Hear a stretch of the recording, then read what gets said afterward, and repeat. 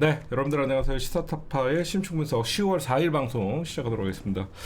이제 명절이 본격적으로 이제 시작되는 토요일이죠. 연휴가 이제 시작되고 있는데, 뭐니 뭐니 해도 이제 대통령 지지율, 아마 가족들 모이시는 대부분 잠깐이라도 얼굴이라도 비치려고 노력하시는 분들도 있고, 조용히 뭐 여행 가시는 분들도 있고, 좀 또 홀로 오늘 명절 연휴를 쉬시는 분들도 있고, 하여튼 다 각자 처지가 다르겠지만 대부분 이제 정치 얘기가 나오게 되면 싸움이 나고 아마 그런 경험들도 있을 거예요.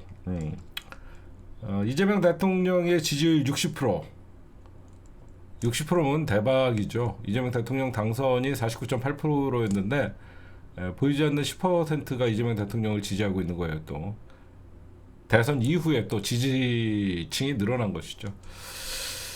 뭐 근데 지금은 전 사실 이재명 대통령의 지금 집권 초반이죠. 집권 초반의 지지율은 큰 의미가 없다라고 생각해요. 여기서 어떻게 유지하냐.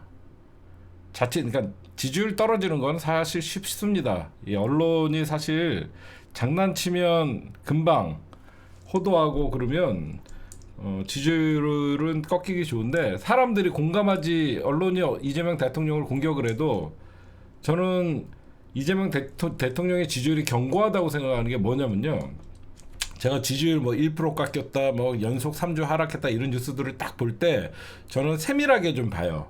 어느 부분에서 긍정적이고 어느 부분에서 좀 부정적인가 이런 걸 쫙 보면요, 이재명 대통령의 지지율이 제가 보면 견고하게 갈 수밖에 없는 이유가 외교와 경제 부분에서 굉장히 긍정적인 평가가 많아요. 그렇죠? 굉장히 중요한 겁니다. 예전에 다른 대통령들에 비해서 외교와 경제 부분을 굉장히 긍정적으로 이재명 대통령에게 높이 평가를 한다는 것은 쉽게 무너지지 않는 거예요. 왜냐면 경제로 국힘당이 정치적인 분야나 어떤 그 여야의 싸움, 뭐 개혁 이런 걸로 회방을 놓거나 싸움을 할 수는 있지만, 경제 부분이나 외교 부분에 대해서는 대통령실이 주도권을 가질 수밖에 없거든요. 그렇죠? 대통령실에서 정보를 주지 않으면 언론에서는 굳이 자기네들이 취재하거나 그런 걸 선제적 기사를 쓰기가 쉽지 않아요. 그러니까 검찰개혁이나 사법부 개혁 이런 거에 대해서는 언론이 사실상 그들과 한패가 돼갖고 회방 놓는 기사들을 막 쓸 수가 있는데, 이 경제 부분과 그 외교 분야에서는 언론이 주도적 역할을 하기가 쉽지가 않아요. 그래서 보면 이재명 대통령의 긍정도가 훨씬 높은 지지율 추세를 보면 외교와 경제 분야가 올라가 있다는 것은 쉽게 무너지지 않는 그런 구도를 갖고 있다라고 여러분들에게 좀 말씀드리고 싶고, 그 다음에 제 방송에서 다시 한번 말씀드리지만 이진숙 얘기부터 합시다. 그래, 저는 이진숙 체포는 경찰에, 개인적으로 여러분들에게 욕을 먹을 수도 있겠지만, 경찰의 이진숙 체포는 우리 민주주의에 1도 도움이 안 됩니다. 제가 볼 때는. 왜 그러냐면 이 관종이 원하는 대로 해준 거예요. 그냥 이진숙은 나중에 명절 다 끝나고 서서히 조사해갖고 그냥 영장 치면 되는 거예요. 뭐하러 이진숙을 명절 앞두고 체포를 해갖고 수갑 채우고 자극적인, 이진숙 기다렸다는 듯이 사진을 찍거든요. 이 체포로 한 다음에 지금 여러분들까지 지금 추석을 앞두고 있는 상태에서 이진숙 체포, 풀어준 사법부, 이 프레임에 여러분들이 너무 중요한 이재명 대통령의 기사나 뉴스나 개혁이나 여러 가지 방면이 있는데, 이거는 제가 보면 아무 도움이 안 돼요. 근데 국힘당도 이진숙 체포에 이때다 싶어갖고, 근데 이진숙이를 방송통신위원장이 국힘당 소속이었나요? 얘 당적이 없지 않지 않나요? 왜 이진숙 체포에 국힘당이 저렇게 난리를 치나요? 이게 보면요, 국힘당도 실패했어요. 이 전선이 흐트러진다고 하는데 사실 지금 장동혁을 중심으로 장외투쟁 또는 여러 가지 이재명 정부 공격의 프레임을 갖고 있었는데 갑자기 주목을 장동혁이가 받고 싶었는데 주목을 이진숙이가 받아버린 겁니다. 그러니까 이진숙이가 수갑을 들어서 내가 이렇게 보수의 여전사다라고 하면서 결집을 노렸는데 결집이 안 돼요. 왜 그러냐면 이진숙이가 비호감이 너무 높아요. 이진숙이가 비호감이 너무 높아요. 여기에다가 비호감 높은 사람 하면 둘째가라면 서러운 게 누구죠? 김건희. 김건희가 느닷없이 옥중서신을 내요. 여러분들의 위해서 저도 늘 기도하겠습니다. 연병을 해요. 갑자기 김건희가 정신 나간 거죠. 무슨 옥중 메시지를 냅니까? 난 이건 정신 진짜 국힘당 참 김건희, 윤석열 얘네 둘 때문에 어떻게 보면 그 진짜 진상 부부 아닙니까? 항상 응원해 주셔서 감사합니다. 여러분의 편지와 응원이 아니었다면 이 긴 어두운 터널을 버티지 못했을 것 생각합니다. 추석 행복하게 잘 보냈어요. 이거 진짜 사람들이 볼 땐 뭐라 그러죠? 사죄를 해야죠. 아직도 지가 윤석열 우에 있는 거 여러분들을 위해 기도하겠습니다. 만약에 근데 이거 여러분들 주목받지도 못하잖아요. 대구 경북에서도 뭐라고 떠드냐면 김건희 때문에 윤석열이 망쳤다라는 얘기들이 많아요. 이렇게 비호감 높은 애들 떠들어주면 민주당이 나쁠 게 하나도 없어요 사실. 근데 민주당은 저는 차라리 이진숙 이거 체포에 관해서는 그냥 말 안 했으면 좋겠어요. 이진숙 수갑 들어보이고 뭐 이재명이 시키드냐 연병하고 지랄했는데 보수의 결집 효과가 없어요. 중도도 싫어해요. 이진숙이 비호감이 너무 높거든요.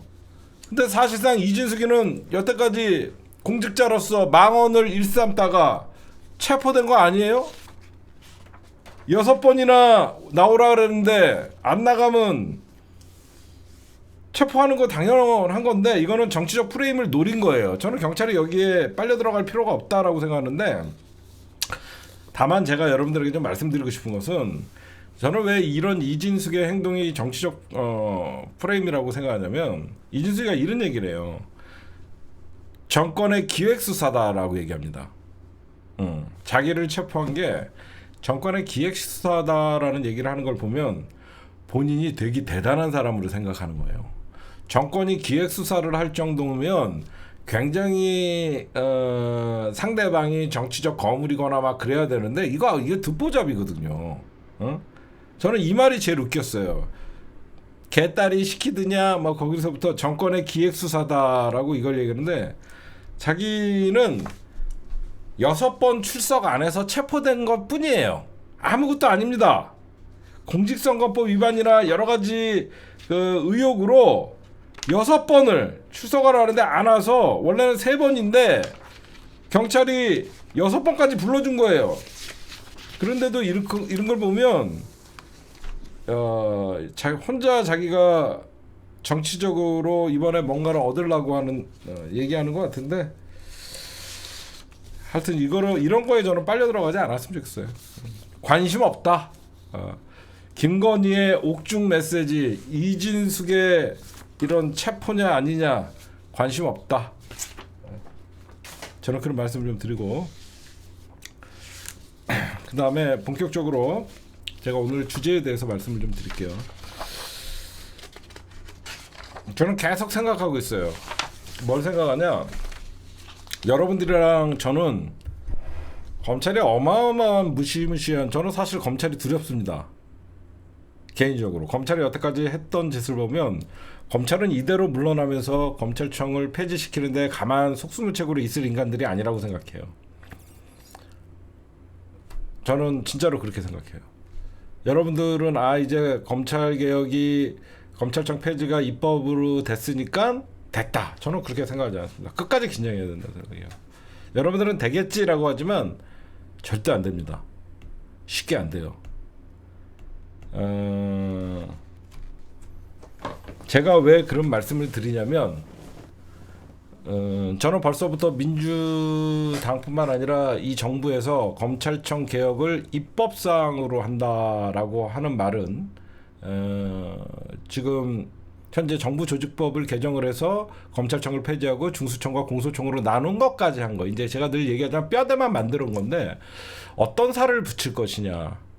새로운 살을 붙여갖고 깨끗하게 검찰이 새로 태어나고 수사 권력 구조의 개혁이 이루어질 것인가, 아니면 기존에 있던 썩은 살이 같이 묻어져서 같이 썩게끔 만들 것인가. 그건 앞으로 향후 1년이라는 시간이 있지만 저는 이 1년이 굉장히 위험한 시간이라고 생각해요. 왜 그러냐, 최근에 여러분들 검찰의 집단 행동이 나왔잖아요. 근데 사람들은 이렇게 얘기해요. 검찰청 폐지에서 김건희 특검의 40명의 검사들이 집단으로 어떤 항명을 했다. 그렇게 얘기하는 한 축이 있고, 또 하나는 내란 특검에서 이제 내란 재판에 전부 상복을 입고 나와갖고 그런 짓거리를 하죠. 이거는 뭐냐? 징계를 안 해서 그래요. 제가 계속 답답한 게 뭐냐면 대한민국 국가 공무원들은요 66조에 의해서 집단 행동을 할 수가 없어요. 그런데 우리는 여태까지 검사들의 이런 집단 행동을 위법행위라고 얘기하지 않아요. 진짜 검찰 공무원이 집단 행동을 하면 국가공무원법 66조 위반으로 언론은 계속 너희들 왜 똑같은 공무원인데 위법하냐라고 하면서 지적을 하지 않아요. 왜 그럴까? 검사들이 여태까지 늘 하던 행동이니까 그걸 위법이라고 사람들이 생각하지 않아요. 호의가 계속되니까 권리인 줄 아는 거예요. 우리가 늘 얘기하는. 첫 번째, 저는 검찰개혁에 있어서 첫 번째 잘못 가고 있는 게 노만석을 저 자리에 두는 겁니다. 노만석은 검찰총장도 아니에요. 검찰총장 대행이에요. 검찰총장 대행이 지금 대통령의 그리고 민주당의 집권여당의 검찰개혁의 방향에 3번이나 반대를 하는 성명을 발표했음에도 불구하고 저 자리에 노만석을 계속 놓고 있는 거예요. 그러니까 여러분들이 보시면 노만석이가 3번의 검찰청 폐지 취지의 발언을 했는데, 한 번은 대검 공보관실을 통해서 입장문이라는 형식을 통해서 발표를 했고, 그러니까 총장이 없으니까 차장이 총대를 맨 거죠. 그 다음에 내란 우두머리를 탄생시키고 비호했던 검찰의 잘못을 사실상 국민 앞에서 석고대조에도 부족한데 검찰이 오히려 대드는 꼴이 된 게 나는 이해할 수가 없어요. 만약에 노만석이가 저런 첫 번째 검찰개혁에 반하는 저런 성명을 발표할 때 바로 징계를 하고 바꿔버리면 정말 다음 검찰총장 대행도 함부로 얘기를 못했을 거예요. 저런 노만석 검찰총장 대행의 발언을 그냥 방치하고 검찰이 어떤 저 정도는 인정해줘야지라는 이 잘못된 인식이 결국은 김건희 특검의 40명의 특별수사 검사들이 수사 검사들이 집단적으로 항명을 하는 글들이 올라오고 저는 집단적으로 상복을 입는, 다 이게 연장선이라고 생각해요. 한 번 검찰개혁에 반하거나 공무원의 신분을 어긋나는 행동을 즉각 징계를 하고 처벌을 했다 그러면 그 다음 사람들 함부로 말 입 열기 힘든 거예요. 한 번 검찰총장 대행이지만 노만석이가 총대를 매니까 검사들도 이제 한마디씩 하게 되는 거예요. 응? 지금 여러분들 검찰청 폐지가 1년 남았어요. 아직 1년 남았다는 건 뭐죠? 아직도 검찰은 1년 동안 칼자루를 쥐고 그 칼을 휘두를 수 있어요. 우리가 방심하는 순간 좀 아찔한 얘기, 그러니까 저는 그렇게 생각해요. 지금 1년 동안 남은 기간 동안 그 어떤 검찰의 개인적인 그리고 집단적인 행동이나 발언들의 검찰개혁에 반하는 이런 얘기를 하면 바로바로 공무원이니까 기강을 잡아야 돼요. 이 기강을 잡지 않는 순간 얘네들은 또 제2의 쿠데타를 저는 생각할 거라고 여러분들에게 말씀드린 거예요. 왜 그러냐면 이게 진짜 위험한 게, 여러분 생각해 보세요. 정성호 법무부 장관, 제가 굳이 여러분들이 얘기가 나오니까 제가 좀 한 말씀 드리면요. 대통령과 정부가 정한 정부조직법, 즉 검찰청 폐지에 대해서 찬성을 하고 검찰개혁을 반대하는 오적이라고 얘기하는, 즉 검찰개혁을 해야 된다는 임은정에게는 공식적인 경고를 하고, 저렇게 대놓고 개기는 노만석이나 저렇게 특검 수사를 안 하겠다라고 태업을 하는 이런 검사들에게는 경고를 안 하고, 이게 뭔가 잘못되지 않았어요? 달랜다라고 생각합니까? 저는 그렇게 생각하지 않아요.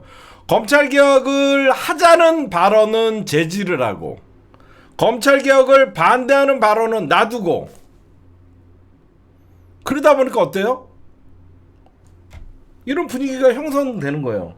지금이야 조심스럽게 여기저기서 눈치 보면서 한마디씩 던지지만 시간이 지나면요, 점점점 쟤네들 가만히 있지 않아요.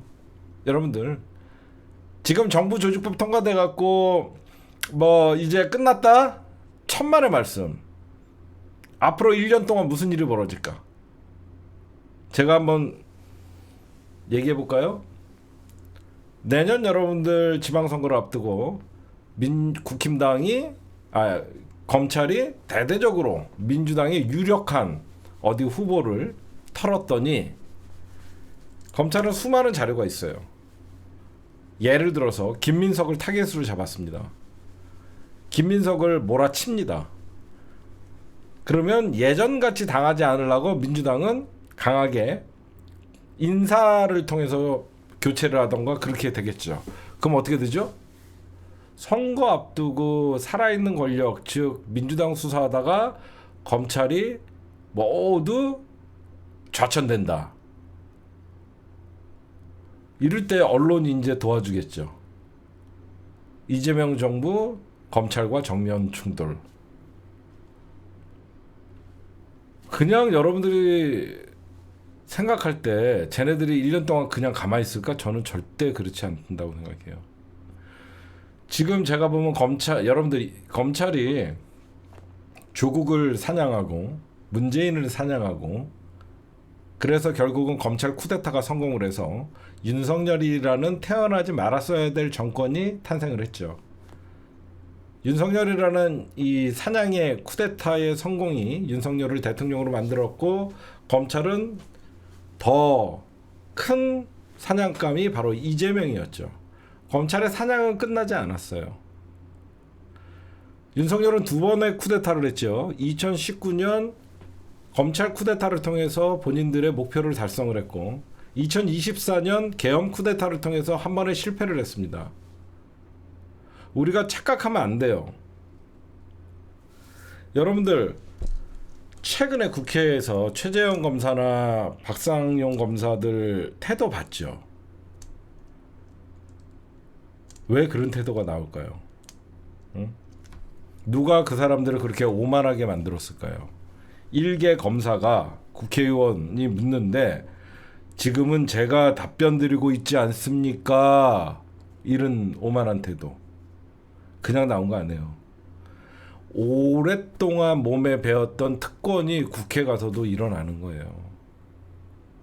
그렇잖아요. 제가 지금 대답하고 있지 않습니까? 눈 부라리면서 이런 거는 오랫동안 무소불위의 권력을 휘두르고 나를 아무도 건드릴 수 없다. 세상이 만만한 보이니까 국회도 의원들도 너희들은 털만 안 나와, 그런 인식이 깔려 있는 거예요. 저는 여러분들에게 이런 말씀을 좀 드리고 싶어요. 우리가 87 항쟁에 의해서 민주화를 얻었고 대통령 직선제를 얻었죠. 대통령 직선제와 민주화를 얻으면서 우리가 더한 독재를 종식시켰다고 생각했는데, 검찰과 사법이라는 정말 겉으로 드러나지 않는 독재를 양산했다라고 생각하는 거예요. 제 말 이해하시는 분들 있어요? 우리가 6월 항쟁에 의해서 군부 독재 권력을 끌어내리고 민주화를 이루면서 대통령 직선제를 쟁취를 했지만, 그 이후에 우리가 더 큰 악을 얻은 게 바로 검찰과 사법의 무소불위의 권력이었던 거예요. 지금 보면 이유가 뭐냐? 군부 독재 시절에는 여러분들 검찰이나 판사나 검사나 별로 문제가 안 되죠. 그냥 독재 정권이란 군부 독재 자체가 법이었기 때문에 위에서 시키는 대로 할 수밖에 없었으니까. 그때는 여러분들 검찰이나 판사가 문제가 되지 않았죠. 시키면 시키는 대로 하니까. 오히려 문민정부 들어서고 나서 이제 검찰과 사법부의 전성시대가 오게 된 거죠. 법이라는 어떤 가림막에 숨어서 자기네들 하면 뭐든지 합법적으로 되니까. 제가 이게 진짜 얘네들이 독재 정권이 사라지고 사법부와 검찰이 진짜 대한민국의 절대 권력이 돼버렸고, 그 이유는 법치주의라는 허울 아래서 얘네들은 권력을 점점점 쌓아가기 시작했던 거예요. 그러면 여러분 생각해 보세요. 사법부가 독립을 외쳐요. 사법부의 독립이 맞을까요? 사법부의 독립이 맞아요? 사법부의 독립은요, 삼권 분립에 의해서 독립을 하라는 거죠. 정확히 얘기하면 조이대 같은 애들이 사법부 독립, 그러니까 조이대를 우리가 수사 청문회를 나오라 그러면 사법부 삼권 분립이 훼손된다고 하는데, 정확히 얘기하면 틀린 말이에요. 사법의 독립이라는 것은 재판관의 독립이고 판결의 독립을 얘기하는 거예요. 외부의 그 어떤 영향을 받지 않고. 저런 조이대 같은 의혹이 있고 대선에 개입한 혐의가 있고 범죄자의 가능성이 있는 사람들에 대해서 왜 사법부의 독립과 동일시하냐 이것이죠. 우리가 어떻게 하다가 무조건 판사 한 명이 사법부가 돼버렸어요. 그쵸? 이게 제일 잘못된 거예요. 판사 개개인이 사법부가 돼버린 거예요. 판사도 잘못하고 판사가 비리가 있으면 그 판사는 수사를 받고 감옥에 가야 되는데, 마치 판사 한 명의 판결에 대해서 이의를 달면 사법부의 독립을 해친다라고 됩니다. 그건 전혀 별개의 문제인데요. 이런 세월이 흘러버린 거예요. 그리고 여러분들, 검찰 독립을 주장했던 인간들이 있습니다. 검찰 독립이라는 말도 여러분들 많이 들어봤죠. 근데 우리는 검찰은요 절대 독립하면 안 됩니다. 왜 검찰 출신 애들이 자꾸 검찰 독립을 얘기하냐면요, 걔네들은 삼권 분립이 아니라 사권 분립이라고 생각해요. 예전에 어떤 일이 있었냐면, 이놈들이 검찰이 독립이라는 말을 쓰는 대표적인 사람들이 국힘당이에요. 국힘당의 검사 출신들 국회의원들이나 조중동의 보수적인, 그러니까 대한민국에서 소위 우측에 있다라는 기득권들이 늘 얘기하는 게, 검찰의 중립을 얘기하지 않고 검찰의 독립을 얘기합니다. 여러분들, 검찰이 왜 독립을 외치는지 아세요? 예산권의 독립을 얘기하는 거예요. 예산권의 독립. 이제 저 사법부는 여러분들 예산이 사법부가 따로 배정이 돼요. 검찰은 어떠죠? 검찰은 진정으로 대한민국이 삼권 분립이 아니라 사권 분립이 되려면 지금 검찰의 예산은 법무부에서 받는 거잖아요. 그렇죠? 얘네들은 그것도 싫다는 거예요. 검찰 독립을 외쳤던 것은 예산으로 독립을 하고 검찰총장 임기를 6년으로 하자고 주장하는 놈들이에요. 검찰총장의 임기를 법관의 임기와 똑같이 6년으로 하자고 얘기했던 거예요. 왜? 지네들도 사권 분립이라고 생각하니까. 그러니까 자기네들도 헌법기관이라고 생각하는 거예요. 행정부, 즉 법무부의 외청 검찰청일 뿐이에요. 그렇죠? 그 검찰청을 지휘하는 건 법무부고요. 그 법무부를 지휘하는 건 행정부예요. 그렇죠? 행정부 안에 검찰청은 들어있는 거예요. 그러니까 얘네들은 그게 싫은 거예요. 자기네들은 독립된 검찰이라는 헌법기구로 입법, 사법, 행정, 검찰을 갖고 싶었던 거죠. 진짜 검찰은 독립을 하면 안 되는 존재예요. 검찰은 중립을 지키라고 우리가 늘 얘기하잖아요. 근데 여러분들 어때요? 독립은커녕 중립도 못 지키는 새끼들이 무슨 독립을 얘기를 합니까? 안 그래요? 윤석열 정부에서 우리 중립이라도 지켰으면 눈에 보이는 전 국민이 비디오로 동영상으로 디올백 받는 거를 전 국민이 다 봤는데 그거를 무혐의 처리해주고 이런 짓거리를 하는 검찰이 어떻게 과거에 독립을 얘기하는 사람들도 많아요. 그러니까 사람들이 사법부의 독립, 검찰의 독립 마치 당연하다고 생각해요. 절대 여러분들 사법부의 독립이나 검찰의 독립은요, 그들이 만들어낸 기득권을 형성을 하기 위해선 얘기하는 거예요. 사법부는 상권 분립에 의해서 전체적인 판사가 독립을 해야 된다는 게 아니에요. 판사는 판결에 의해서 외부의 영향을 받지 않고 독립적으로 판결을 하라는 게 사법부 독립의 취지예요. 응? 그래서 제가 여러분들에게 말씀드리는 거는 진짜 지금은 저는 위험한 시기라고 생각하는 게 성공한 윤석열의 1차 쿠데타 결국은 조국의 사냥이었고 그 사냥으로 인해서 윤석열은 대통령이 됐고 결국은 그 사냥의 끝이 이재명이라는 정적을 사실상 사냥을 하다가 실패하니까 그게 내란 친위 쿠데타가 됐던 거죠. 여러분들이 여기까지는 다 이해하실 거예요. 늘 여러분들 이 검찰과 사법부가 사실 2019년 우리가 검찰 쿠데타라고 얘기할 때 왜 아무도 여러분들 처벌받지 않았죠? 법을 활용하니까. 2019년 누가 봐도 검찰의 수사는 말이 안 됐죠. 검찰의 수사가 시작된 것은 문재인 대통령이 조국 그 당시에 법무부 장관으로 임명하자마자 검찰은 조국의 부인 정경심을 소환도 하지 않고 기소를 합니다. 소환도 하지 않고. 이거는 누가 봐도 여러분들 대놓고 문재인 대통령을 들이받은 거예요. 대통령의 인사권을 검찰이 침해하는 행위예요. 적어도 그때는 대통령의 인사권과 국회의 인사검증 권한을 검찰이 그냥 중간을 잘라버린 거예요. 적어도 조국 장관이 국회 인사청문 과정에서 국민들에게 어떤 의혹이나 이런 것들을 해명할 자리를 주고 그러는데 무조건 조국의 부인 정경심을 기소로 때려버려요. 그거는 뭐예요? 계속 밀고 나가다가는 날린다는 거였죠. 응? 근데 대한민국 법에는요, 법무부 장관 내정자를 부인을 기소를 하면 그게 위법이다라는 게 없어요. 그러니까 얘네들은 자기네들의 살아있는 권력을 수사했다는 걸로 덮으면서 검찰은 정의로운 척했던 거예요. 그러니까 우리가 보면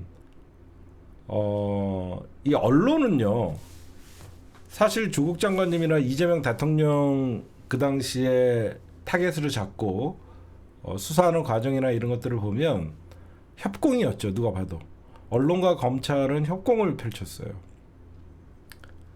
검찰이 주는 먹잇감 이렇게 언론사에 던져주니까 언론사들은 받아갖고 단독 검찰에 따르면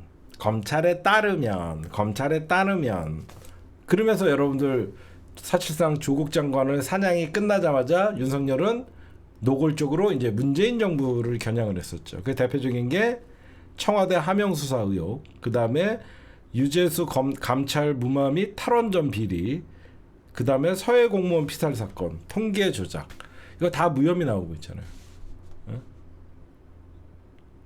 그 다음에 이제 문재인 대통령을 겨냥을 했다가 바로 검찰이 이재명 대통령을 사냥하기 시작하죠. 그 당시에 이재명 대표를. 그러니까 대선 과정에서 검찰은 대선 개입도 한 거죠. 여러분들 알다시피 대선 과정에서 대장동 사건은 이재명 죽이기 사건이었죠. 누가 봐도. 그렇죠? 특히 대장도 개발 의혹의 핵심은 누구나 다 아는 50억 클럽과 그 당시에 유동규 당시 성남 도시개발공사 기획본부장의 개인 비리예요. 이게 전부예요. 그 당시에 대장동 의혹은 50억을 받았던 어마어마한 정관 예우의 판사 변호사들과 그 당시에 모든 이 대장동을 기획했던 성남도시개발공사 유동규 비리였어요. 근데 어때요? 갑자기 이 사건이 이재명 그당 대통령 후보와 이재명 주변의 측근들의 비리로 이제 프레임이 전환되는 거예요. 다들 이상했잖아요. 퇴직금으로 곽상도에게 50억을 주고. 응? 너무 의아했잖아. 근데 어느 날 이게 검찰이 불러주는 대로 언론이 받아쓰다 보니까 이재명 정진상, 김용 측근들과 유동규 성남도시개발공사 얘가 검찰에게 자기의 어떤 죄를 덮으려고 막 플리바게닝을 하고 이상하게 번졌잖아요. 사실 그 당시에 제대로 된 언론이었으면 야 50억을 왜 줬겠냐라고 하면서 끝까지 50억 클럽을 파고 들어가고 이 사건의 핵심을 그쪽으로 맞췄어야 되는데 어때요? 프레임이 전환되면 전환되는 대로 검찰에 의해서 언론도 따라가는 방식이었어요. 늘 여러분들 최근에 어때요? 대장동 사건 지금 다 뒤집히고 있죠. 쌍방울 주가 조작 사건 다 지금 뒤집히고 있죠. 왜 그게 기사에 안 나올까요? 최근에 대장동 사건 정영학 그 당시에 회계사 검찰 측에 시키는 대로 증언 강요에 의해서 이재명 대통령 후보에게 불리한 증언을 했던 정영학 회계사나 남욱 변호사가 진술을 변복했죠. 뭐라고 변복했는지 아세요? 검찰이 시켜서 한 일이다. 이게 왜 언론에 안 나올까요? 왜 언론에 이런 기사가 안 나올까요? 기성 언론이 보도하지 않는 이유는 이렇게 재판이 180도 다른 방향으로 갈 수 있는 중요한 기사인데 그동안 자기네들이 검찰이 흘려주는 정보를 써왔던 기사가 있기 때문이에요. 한마디로 공범이니까 그런 거예요. 여태까지 검찰이 흘려주는 거 받았었던 기존의 자기네 기사들이 쭉 남아있는데 이제 와서 자기네들이 틀렸다라는 기사를 쓸 수가 없는 거죠. 그러니까 기성 언론은 검찰이 흘려주는 의혹과 어떤 기소 내용만 보도를 했지 현재 진행 중인 재판이 180도 뒤집혀갖고 무죄가 나오고 이런 거에 대해서 보도하지 않아요. 결국은 언론은 검찰 쿠데타의 부역자들이고 사실상 공생하는 관계죠. 검찰의 쿠데타를 성공시키는데 가장 일조한 게 언론이죠. 그 다음에 어떤 인간들이죠? 기회주의적 지식인이라고 떠드는 새끼들. 대표적인 게 진중권이죠. 이런 애들한테 제가 늘 속지 말라 그래요.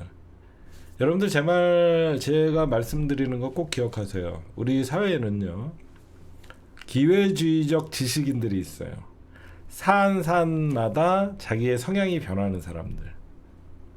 대표적인 게 변희재, 진중권, 변희재, 그 다음에 국힘당 왔다 갔다 하는 애들 있죠. 어떤 사안에 대해서는 우리랑 마음이 같고 어떤 사안에 대해서는 우리랑 보는 시각이 달라요. 그럼 그거는 왜 그러냐면 걔네들은 기본적으로 기득권 측의 시선으로 바라보는 거예요. 그러다가 기득권에서도 선을 넘는 순간 그거를 비판할 뿐이에요. 우리는 전통적으로 민주 진보의 가치를 가지고 대한민국의 이 독재 반민족 행위자들과의 어떤 이념, 정책, 노선 이런 것들에 사실 대결을 하면서 우리가 사실 이겨 나오고 있는 거예요. 그러니까 여러분들이 조갑재, 정규재, 장성철, 김준일 뭐 이런 애들이 뭐 김상욱, 뭐 잠깐 신인규, 뭐 고성국 뭐 이런 애들이 대표적인 기회주의적 지식인인 척하는 사람들이에요. 제가 여러분들에게 예전에 시원하게 뭐 까주고 이런 애들 막 저는 절대 딱 한마디죠. 제가 그분들보다 대단하거나 그분들보다 유명하거나 그런 건 아니래도 나랑 결이 맞지 않는다. 나는 아무리 민주당이 똥볼을 쳐도 민주당을 끝까지 지지할 사람들이지 민주당이 못한다고 저는 국힘당을 지지할 수 있는 사람이 아니거든요. 저는 그게 근본적으로 달라요. 그 사람들은 기회주의적 지식인들이라는 말은 지금은 민주당의 편을 들은 척하지만 대선이 다가오면 그 사람들은 저쪽 편을 들어요. 저는 아무리 민주당이 똥볼을 차고 민주당이 욕을 먹어도 저는 그래도 민주당을 찍어요. 저는 그럴 수밖에 없는 사람이에요. 근데 결국은 검찰 쿠데타 조국 사냥이 시작되고 조국 사냥이 끝나고 이재명 대통령 대선 전에 이재명에 대한 사냥이 시작될 때 가장 일조를 했던 게 누구냐면 바로 이 기회주의적 지식인들이에요. 언론이 딱 좋거든. 평소에 진중권 하면 어떤 이미지가 있었냐면 진보 지식인이라고 사람들이 생각을 했어요. 그렇죠? 과거에 진보 지식인이라고 생각했는데 진보가 진보를 욕할 때 가장 좋아합니다. 대한민국의 기레기들의 특징이 뭐냐? 진보가 진보를 욕할 때 모든 얘기를 기사화시켜줘요. 그래서 여러분들 민주당의 수박 척결이 중요했던 게 뭐냐면 민주당 안에서 민주당을 비판해주는 사람들이 이 기레기들 입장에서는 가장 고마운 사람들이에요. 그게 대표적인 게 박용진이에요. 그게 대표적인 게 박용진이에요. 박용진 뭐 이런 애들 있죠. 이런 애들 말하면 모든 게 기사화가 돼요. 왜? 어떻게든지 민주당의 지지율을 깎아내리고 민주당 정권을 잡게 말려야 되는데 민주당 안에서도 이렇게 욕을 하고 진보 진영 안에서도 민주당을 이렇게 욕한다라고 하면 사람들이 생각할 때 일반 정치주의 고관여층이 아닌 이상 사람들이 생각할 때는 야 민주당이 뭔가 잘못 가고 있구나 이런 생각을 할 수가 있죠. 이게 바로 기회주의적 지식인들이 사실 조국 장관님이 당할 때 가장 피해를 입은 게 김경률 회계사 그 다음에 진중권 이런 자들이 앞장서서 진보의 탈을 쓰고 사실상 검찰 쿠데타의 부역자들이 됐던 사람들이에요. 이제 와서 보면 제 말 맞죠? 진보의 탈을 쓰고 검찰의 부역자 역할을 선봉장 역할을 하면서 언론이 원하는 얘기들을 해준 거예요. 가장 심각했던 일인 거예요. 그러니까 여러분들이 보시면 제가 왜 지금에 일어나고 있는 검찰의 뭐 항명 아무렇지도 않게 취급하는 이 정부에 저는 너무 안일하게 대처한다고 생각하거든요. 이렇게 당하고도 검찰이 집단적으로 그것도 김건희 특검에서 수사하는 검사들이 원대복귀 신청한다 이런 용기가 오만과 독선에서 나오는 거거든요. 바로 징계해야 돼요. 노만석 검찰총장 대행이 이런 발언들 바로 징계하고 날려버리고 연수원으로 보내버려야 돼요. 그래야지 또 다른 검찰총장 대행이 와도 입 꾹 다물고 이번에 개혁에 저항을 못하는 거예요. 마치 정부조직법이 통과돼갖고 개혁이 끝났다라는 이 안일함을 가지는 순간 쟤네들 가만히 있지 않아요. 얼마나 많은 자료를 갖고 있고 아직도 2,000여 명의 검사들이 남아있고 특수부 검사들이 있는데요. 이 사법 쿠데타나 검찰 쿠데타나 지금 여러분들 지금 조이대 직위원 한번 얘기를 해볼까요? 2019년 윤석열이가 검찰 쿠데타를 일으켰을 때 제가 방금 뭐라 그랬죠? 언론이 부역자 역할을 했고 기회주의적 진보라고 떠들었던 지식인들이 큰 역할을 했다. 사실상 이들이 선봉장 진보 지식인들이라고 하는 기회주의적 사고를 갖고 있는 놈들이 거의 검찰의 돌격대 역할을 해줬다. 그럼 언론이 그거를 계속 받았었다. 직위원 조이대 문제가 지금 똑같은 거예요. 2019년 데자뷰예요. 조이대를 공격하면 사법 삼권 분립을 훼손한다. 이게 맞는 말인가요? 정치를 잘 모르는 사람들이 볼 때는 그럴 수 있죠. 웃기죠. 직위원과 조이대는요 사실상 내란에 동조하고 사법 쿠데타를 일으켰어요. 여러분들 냉정하게 판단해 보세요. 우리가 사법부가 개혁을 할 때 돼서 개혁을 이렇게 세게 얘기하는 게 아니죠. 조이대가 윤석열이 임명을 해서 조이대를 국회에 불러서 인사청문회를 하려고 하는 거 아니죠. 조이대에게 우리가 묻고 싶은 게 있어요. 너 왜 5월 1일 날 대선을 불과 한 달 정도밖에 안 남겨놓은 시점에서 민주당의 대선 후보였던 이재명 대표의 그 당시 그 후보의 재판을 왜 빨리 하려고 그랬어? 이게 상식에 맞아? 묻고 싶잖아요. 그렇죠? 지금 모든 언론이 어때요? 추미애를 욕하고 민주당 강경파를 욕하고 이재명과 민주당을 틈새를 노리고 모든 언론이 여러분들 사법부를 감싸고 있지 민주당을 감싸고 있어요? 여러분들 보셔도 여기저기 기사 보면 한심하죠. 대표적인 게 누구냐면 경향신문은 여러분들 진보 언론 아닙니다. 그나마 한겨레는 저는 진보라고 우리 편이라고 저는 인정을 해요. 경향은 절대 우리 쪽 신문이 아니에요. 대표적인 게 경향신문에 이대근 칼럼니스트가 있어요. 오래된. 이런 사람들 뭐라고 쓰는지 아세요? 민주당은 근거 없는 의혹으로 대법원장 축출을 주장하며 사법부를 흔들었다라고 써요. 여기에 플러스 CBS가 동조를 해요. 여기에 CBS가 동조를 해서 매일 아침 김현정의 뉴스쇼에서 아닌 척하면서 민주당 지지율이 떨어졌습니다. 오늘 왜 그랬을까요? 네, 여러 가지 사법부를 근거 없이 흔들었다 이런 얘기를 해요. 결국은 누가 검찰을 오만하게 만들었고 윤석열을 저렇게 왕자의 자리에 올라가게끔 했고 대한민국에 우습게 생각을 했고 어떻게 두 번의 쿠데타를 일으킬 수 있다라고 생각했을까? 오늘 전우영 박사님이 이런 말씀을 하시더라고요. 윤석열이 왜 쿠데타를 일으켰냐라고 생각하냐라는 전우영 박사님은 이런 생각을 하시더라고요. 검찰은 영원히 무소불위의 권력을 갖고 있는 자격증을 갖고 있는 사람들이라는 거야. 그런 인식이 박혀있는 윤석열이가 대통령이 됐다는 거예요. 그러니까 얘는 대통령도 자기가 영원히 자격증만 따면 갖고 있을 수 있다라는 생각을 할 수 있다는 거죠. 그러니까 국회를 제압하고 영구집권을 하려고 그랬다는 거예요. 야, 그 얘기를 들으니까 얘네들의 인식이 여러분들 사법고지 패스하고 검사로 임용받는 순간 걔네들은 지가 스스로 옷을 벗지 않는 이상은 뭐 지방을 전전하든 어디를 전전하든 자기들이 그 자격증 하나 갖고 평생을 검사 노릇 하잖아요. 그런 검사의 어떤 평생 자격증을 갖고 있던 사람이 대통령이 되니까 5년은 부족한 거죠.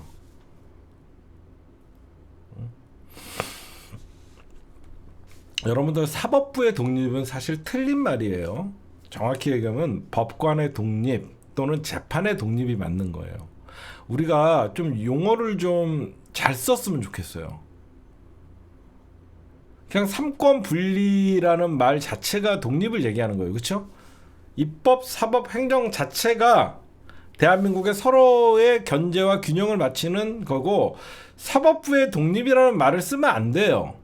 법관의 독립과 재판의 독립인 거예요. 판사 한 명 한 명이 사법부가 돼갖고 우리가 판사의 잘못된 판결에 대해서 비판만 해도 사법부의 독립을 근간을 흔든다. 이거는 오히려 재판관들을 신은적의 영역으로 만들어주는 것이고 그들을 직위원이나 제2의 조이대를 만드는 일입니다. 제 말 맞죠? 잘못된 판결이 있으면 비판받아야죠. 그럼 판사들도 야, 이 판결은 좀 잘못된 거 아니야? 라고 모여갖고 자성하고 반성하고 바로 잡아야 되죠. 그렇게 안 하잖아요. 적어도 대법원장이라는 사람이 지가 선수선수법으로 대선에 개입해갖고 국민의 기본권 헌법에서 보장하는 선거권을 박탈하려고 했어요. 이건 누가 봐도 너무 제가 저번에도 이런 얘기를 했죠. 조이대를 국회 청문회에 부르면 사법부의 독립을 해친다? 이 논리 누가 만든 거예요 도대체?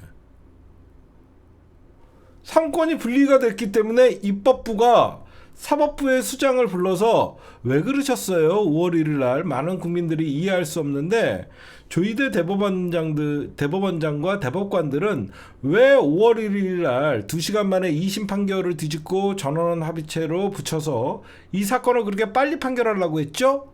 당연히 국회가 여러분들 왜 입법부의 독립은 얘기 안 해요? 제 말 맞지 않아요? 왜 국회가 조이대를 부르는 거는 입법부도 삼권 분립의 하나로 입법부가 독립을 보장받았기 때문에 입법부가 부를 수 있는 거잖아요. 왜 사법부는 독립적인 존재고 입법부는 독립적인 존재가 아니에요? 입법부가 행정부에 어떤 예속돼 있는 거예요? 아니죠. 너무 이거 당연한 거예요. 질문도 하지 말라는 거예요. 대법원장을 국회에서 불러서 질문도 하지 말라는 거예요. 왜? 입법부도 독립이 돼 있는 거잖아. 왜 아무도 입법부의 독립의 가장 큰 견제와 균형의 원리가 작동이 됐기 때문에 조이대도 사법부 수장으로 나와야 된다는 얘기가 강력히 주장돼야 되는 건데, 무조건 사법부가 국회를 부르면 사법부의 독립, 오히려 입법부의 독립을 침해하는 거 아니에요? 사법부에 혐의가 있는 사람이 입법부에 출석을 안 해. 입법부를 무시하는 거죠. 더욱더 웃긴 건 지네들은 어때요? 국회의원들 재판을 하면 안 되잖아. 내가 저번에도 얘기했잖아. 야, 그러면 입법, 사법, 행정이 분리가 되면 서로 상호 견제를 하는 건데 왜 너희들은 사법부가 국회의원들 배지도 날리고 니네 손에 입법부를 그 입법을 침해하는 거 아니에요? 앞뒤가 안 맞잖아요. 그렇죠? 견제와 균형이 잘 작동하기 때문에 입법부의 국회의원들도 잘못하면 수사를 받고 결국은 재판에 회부돼서 어떤 그 국회의원 배지가 날아갈 수도 있고, 국회의원을 재판하고 배지를 박탈하는 그 최종적 권한은 사법부가 갖고 있잖아요. 근데 왜 입법부가 사법부 수장을 불러갖고 물어보지도 못해요? 그건 말이 안 되는 거예요. 응? 제가 아까도 말씀드렸듯이 이 대한민국의 기레기들, 결국은 조이대, 지규현 이런 애들이 국회에서 불러도 안 나오는 이 오만함, 얘네들이 감싸주고 있어서 그래요. 대한민국 판사가 쪽팔리지도 않아. 룸사롱에서 찍은 사진이 번번이 세상에 떠돌고 있는데도 아무 일도 없었다는 듯이 윤석열 내란 재판을 하고 앉아있고, 그 사건을 조사한다라고 했던 사법부는 넉 달이나 질질 끌더니 징계 사유가 없다라고 얘기하는 이 오만함이 어디서 나오겠냐고. 단 한 번도 자기네들이 견제받았다 본 적이 없어서 지금의 어떤 지규현이나 조이대가 사법부, 그러니까 입법부에 국회에서 얘기하는 어떤 그런 청문회에 출석하라 해도 자존심이 상한 거야. 너무나 여러분, 상권 분립은 견제와 균형이 기본인데 그 견제와 균형이 자기네들에게는 해당이 안 된다고 생각하는 거죠. 가장 오만적인 게 뭐냐?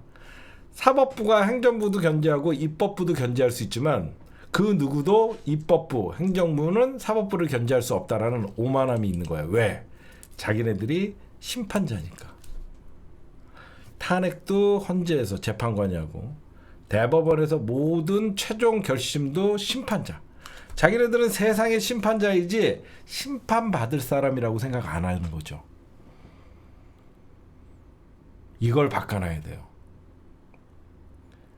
대한민국의 사법개혁과 검찰개혁의 최종 목표는 검사나 판사나 잘못하면 혼난다는 이 역사적 교훈을 만들어주는 거예요. 검사나 판사나 신이 아닌 인간이기 때문에 실수할 수 있고, 잘못하면 징계받고 사과하고 반성하는 이런 문화를 만들고, 잘못하면 탄핵하고. 여태까지 여러분 보세요. 검사 탄핵은 우리가 21대 22대에서 이제 시도를 했죠. 판사 탄핵을 하면 난리가 납니다. 사법부의 독립을 침해했다.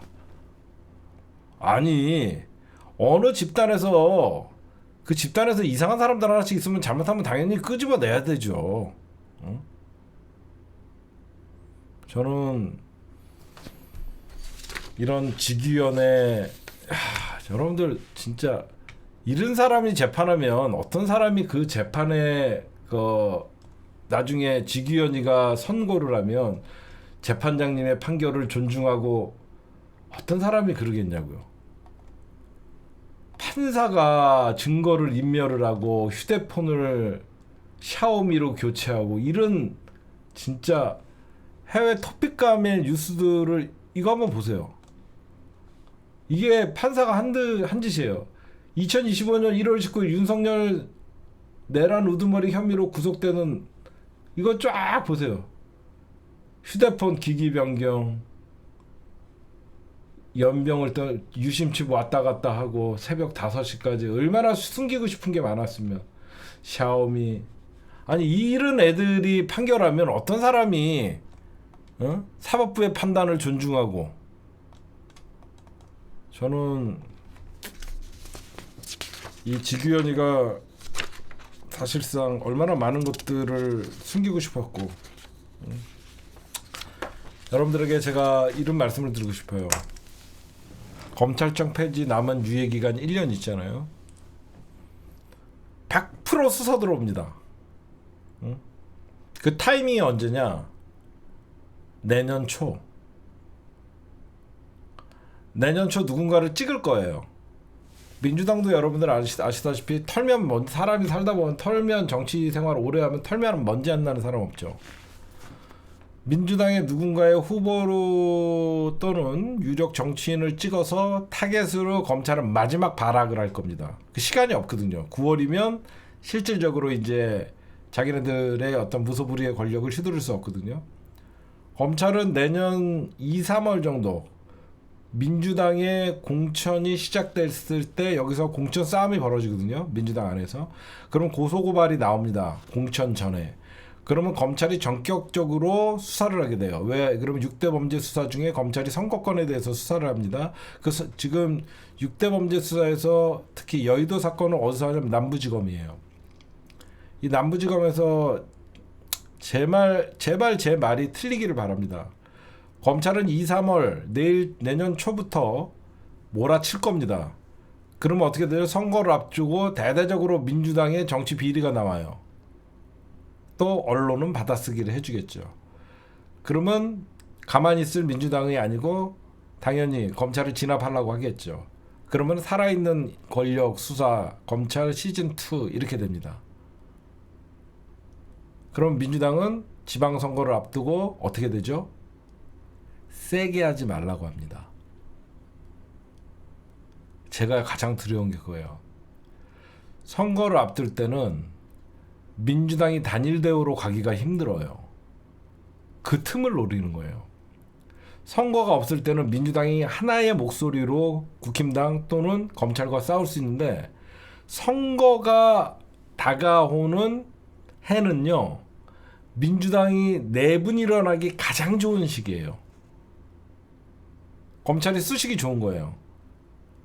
민주당이 강하게 검찰을 진압을 하게 되면 선거 앞두고 무슨 짓이냐라고 하면서 선거 지역마다 선거 분위기와 상황이 달라지거든요.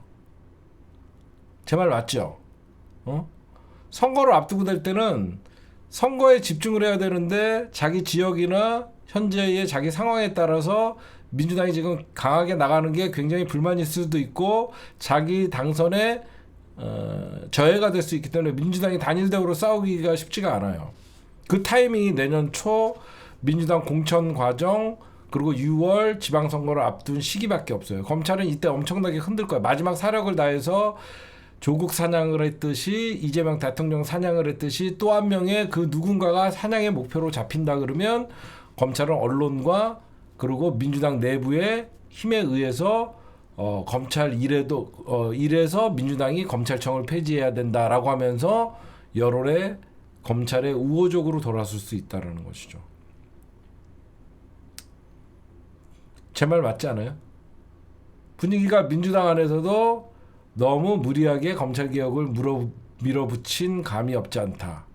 그리고 의욕만으로 민주당 안에서 이제 내분이 일어나서 빨리 사과하고 탈당해야 된다는 사람들과 검찰의 못된 버릇을 고쳐주겠다라고 얘기하는 사람들이 맞서게 되고, 그러면 민주당 강경파에게 끌려간다면서 언론은 이때다 싶어갖고 검찰과 손을 잡고 민주당을 때리게 되고, 민주당은 결국은 내년 지방선거에 타격을 입을 수 있는 위험성이 있기 때문에 조심스럽게 대응할 수밖에 없다는 거죠.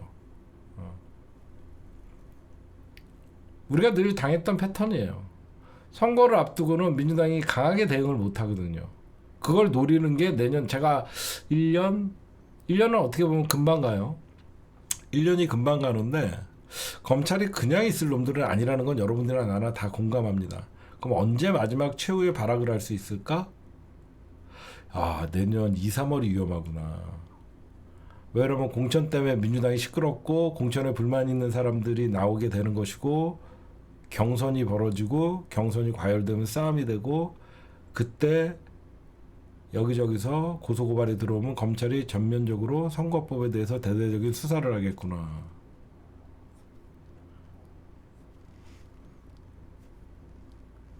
그 타이밍 여러분 내년 지방선거 끝나면 검찰은 끝났잖아. 제 말 맞지 않아요? 내년 지방선거 끝나면 아무래도 현재 같은 추세는 민주당이 유리하잖아요. 그러면 내년 왜 제가 지방선거 전에 검찰이 한번 휘저을 것 같으냐면 지방선거에서 만약에 검찰이 휘저어서 서울시장을 민주당이 지고 경기도지사도 넘어가고 사실상 민주당이 선거에서 패배를 하게 되면 이재명 정부를 직접 겨눌 수가 있어요. 이걸 방지하기 위해서는 어떻게 해야 되냐면 노만석이 같은 애 바로 징계해 갖고 날려버리고요. 검찰에 대해서 집단적으로 지금 항명하는 놈들 바로바로 징계해야 돼요. 그 얘기를 하고 싶은 거예요. 여러분들. 제가 얘기하고 싶은 게 그거예요. 이런 점들을 방치하면 노만석이 같은 애들이 3번이나 검찰 개혁을 반대하는 검찰총장 권한대행의 발언을 묵인해주면 앞으로 더한 일을 한다는 거예요. 노만석의 발언은 검찰총장 권한대행의 첫 번째 어떤 공보를 통해서 나온 검찰개혁에 반대하는 입장을 내자마자 잘랐으면 그 다음은 검찰개혁에 대해서 그 누구도 함부로 입으로 내지 못한단 말이에요. 이걸 자꾸 방치하니까 결국은 김건희 특검에서 그런 발언이 나오기 시작한 것이고 그 다음에 조은석 특검에서 상복을 입는 저는 지금 민주당도 안일하게 집단적 검찰 저항은 없다? 검찰은 수사권으로 저항을 해요. 이러다가 여러분들 검찰이 내일부터 딱 이제 2판 4판 어차피 마지막 수사권이다라고 생각해갖고 타겟을 딱 잡고 대대적으로 압수수색 들어가고 하면 어떻게 할 거예요? 어떻게 방어할 거야? 어떻게 방어할 거야? 그냥 검사들이 검찰청 폐지에 불만을 묻고 사건을 수사한다? 검찰은요 법치주의라는 어떤 이 큰 가림막 속에 숨어서 검찰은 합헌이라는 이름으로 기획 수사를 해요. 날려야 됩니다. 노만석 같은 새끼 날리고요. 검찰 개혁에서 개소리하는 새끼들 다 날려야 됩니다. 지금 한마디로 징계를 해야만 얘네들이 공무원임을 자각시키는 거예요.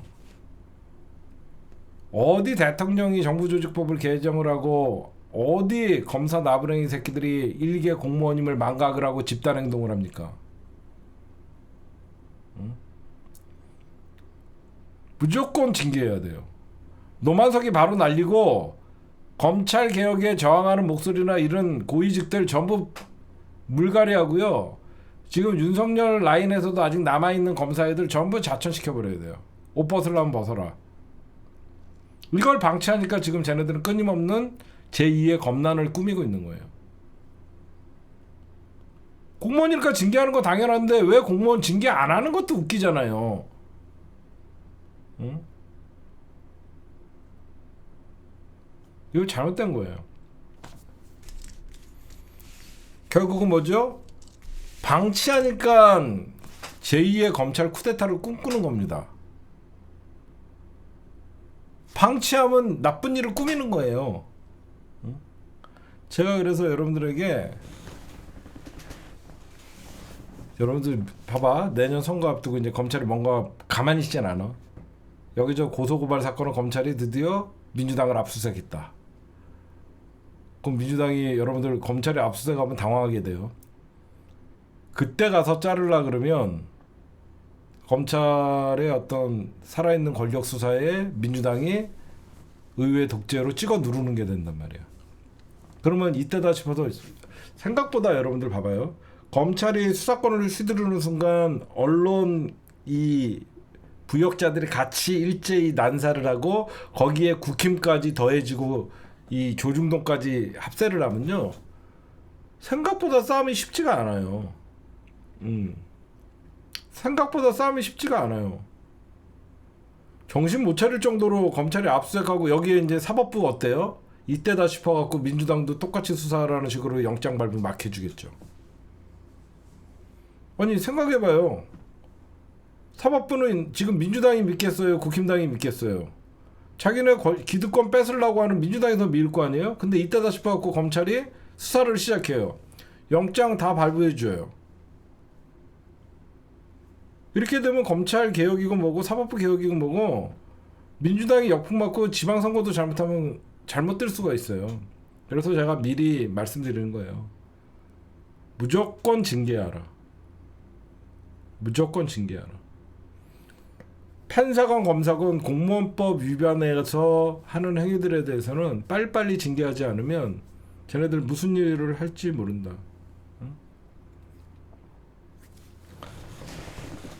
마지막으로 여러분들에게 이 검찰개혁과 사법개혁은요 독재 권력을 무너뜨리는 것보다 힘든 겁니다. 여러분들 요즘 뼈저리게 느끼죠. 독재 권력은 정부 자체가 합법적 정부가 아니기 때문에 우리가 돌멩이를 들고 화염병을 들고 싸워도 정당화되는 거가 있었어요. 제 말 이해가 가세요?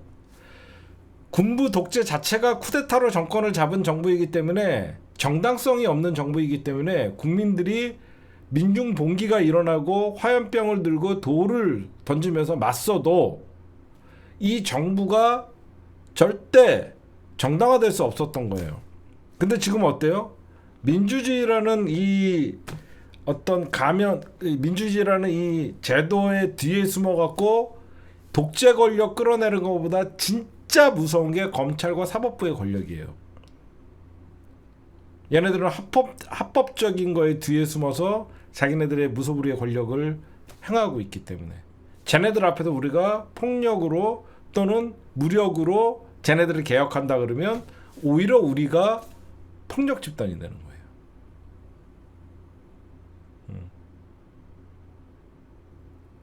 그러니까 여러분들에게 우리 잊지 말자고요. 검찰청 폐지 1년은 사실 검찰에게 사형 선고의 시한부의 어떤 유예 기간을 준 게 아니라 검찰의 쿠데타의 시간을 연장을 시켜준 거라고 생각해요.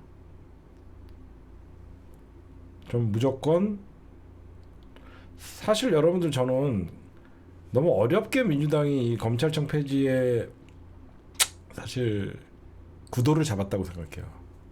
그냥 국가수사본부의 6대 범죄 수사권 갖고 와서 그냥 간단하게 생각하면 검찰이 지금 갖고 있었던 6개의 중대범죄를 그냥 국가수사본부로 갖고 오고 수사하던 검사들 그냥 공소검사랑 기소검사로 그냥 배치만 하면 끝나는 거거든요. 기존에 있던 수사 그냥 국가수사본부로 이관.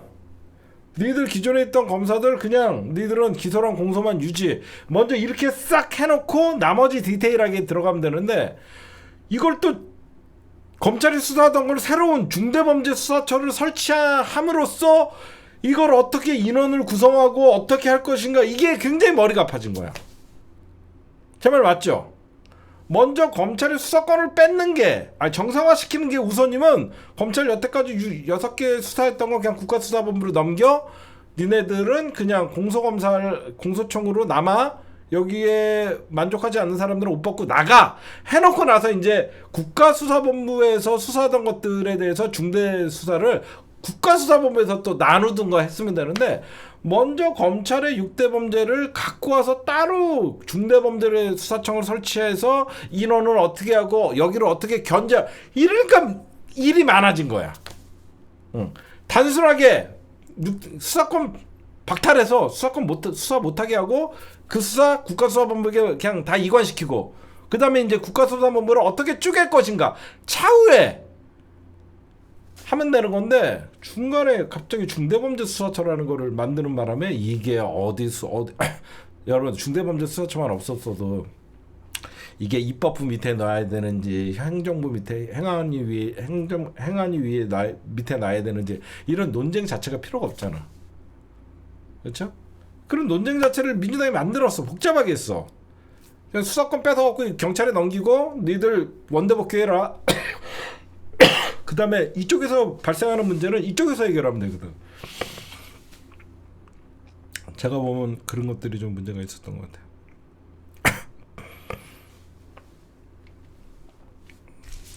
하여튼 날리면 돼요. 뭐든지 날리고 그 자리에서 끌어내리면 저항을 못해요. 그 자리를 유지하게끔 해주니까 계속 개소리를 하는 거야. 끝까지 긴장해야 된다. 저는 그 말씀을 좀 드리고 싶어요.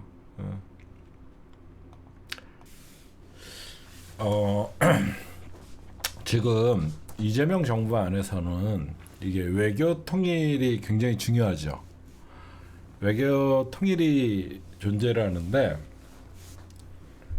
우리 민주정부가 정권을 잡으면요, 이 외교 통일 분야에서 자주파와 동맹파가 있어요.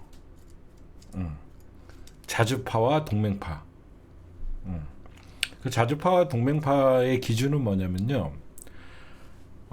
대표적인 그러니까 이 논쟁이 언제 일어났냐면 9월 26일 날 민주당이 이 외교안보 통일 자문회의 세미나에서 정세현 장관의 발언 때문에 사실 문제가 있었어요. 이때 그러니까 외교안보에서 자주파는 누구냐면 남북의 자주성을 강조하는 사람들이에요. 우리가 먼저 주도를 하고 해야 된다. 동맹파는 뭐냐면 한미동맹을 중심으로 무조건 미국과 협력이 우선이고 남북 대화는 한미 공조 틀 안에서 해야 된다는 동맹파로 나눠져요. 대표적인 게 이재명 정부 안에서 자주파가 누구냐면 정동영이에요. 이재명 정부에서 자주파가 누구냐면 정동영과 지금 국정원장인 이종석입니다. 그러면 이재명 대통령의 남북 관계의 사실상 구상은 자주적인 것이죠. 그러다 보니까 이재명 대통령이 이제는 전시작전권 회수해야 된다는 말이 나오는 거예요. 왜 위성나기가 비판받냐면 위성나기는 동맹파에 속해요.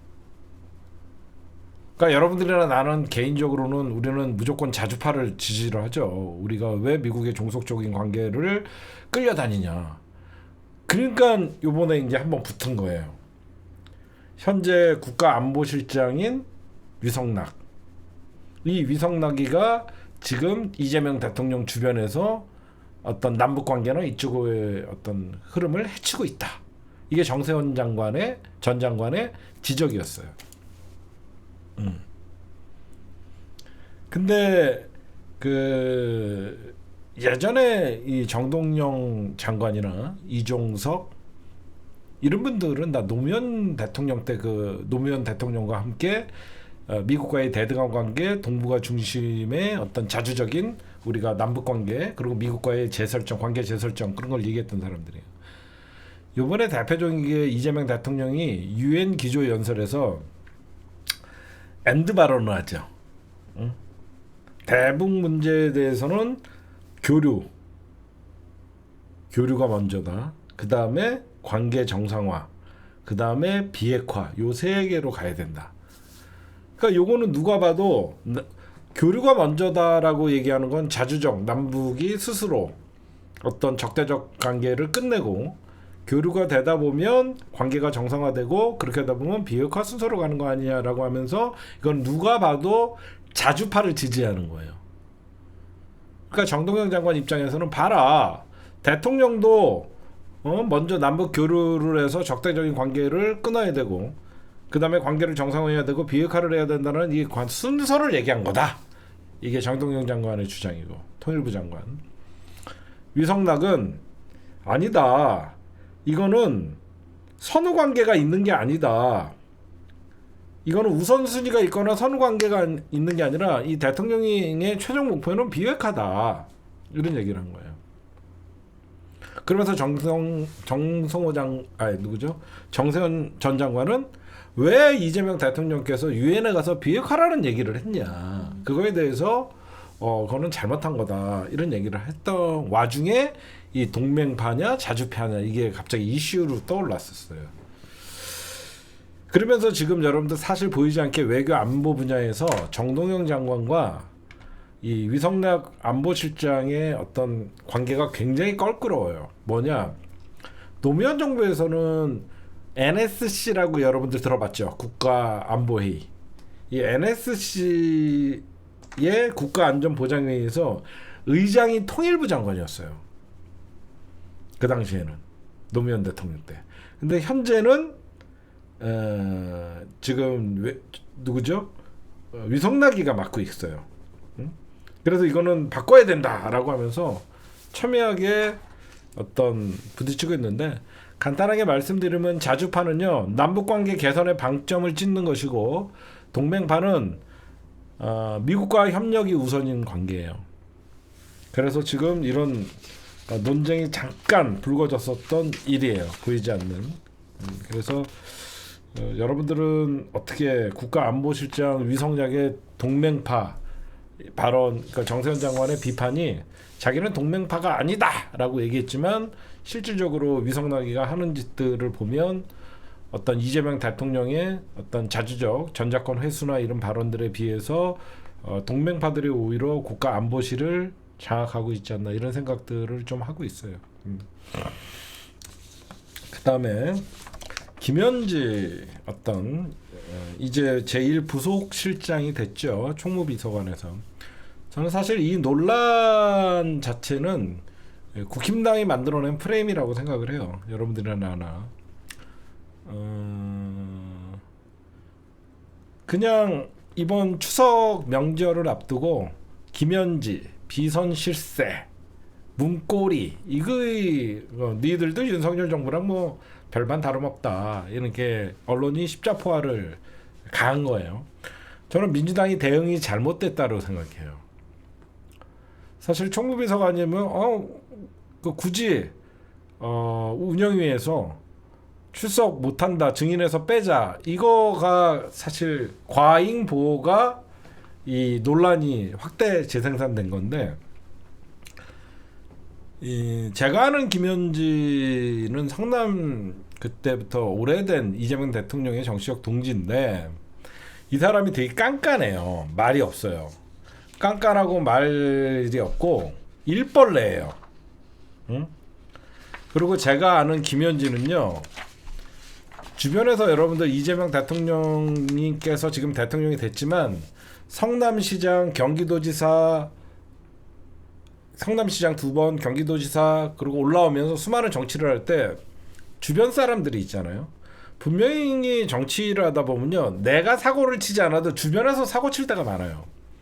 사실 김현지 보좌관, 저는 김현지 보좌관으로 기억을 하는데, 김현지 보좌관은 수습하는 사람이었어요.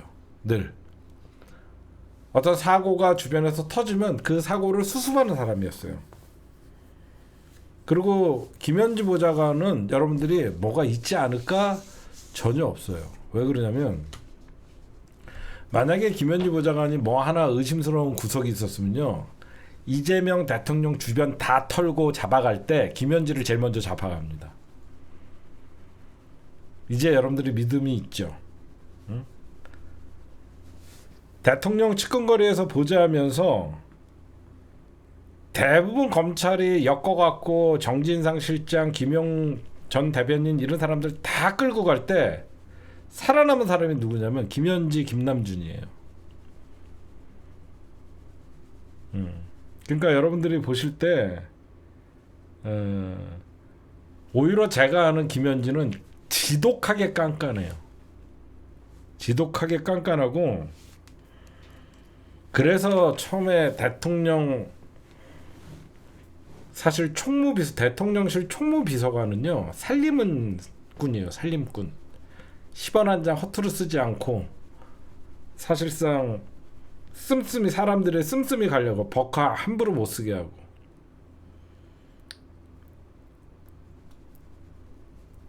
어떻게 영수증 처리하고 이런 것들 다 하는 거예요.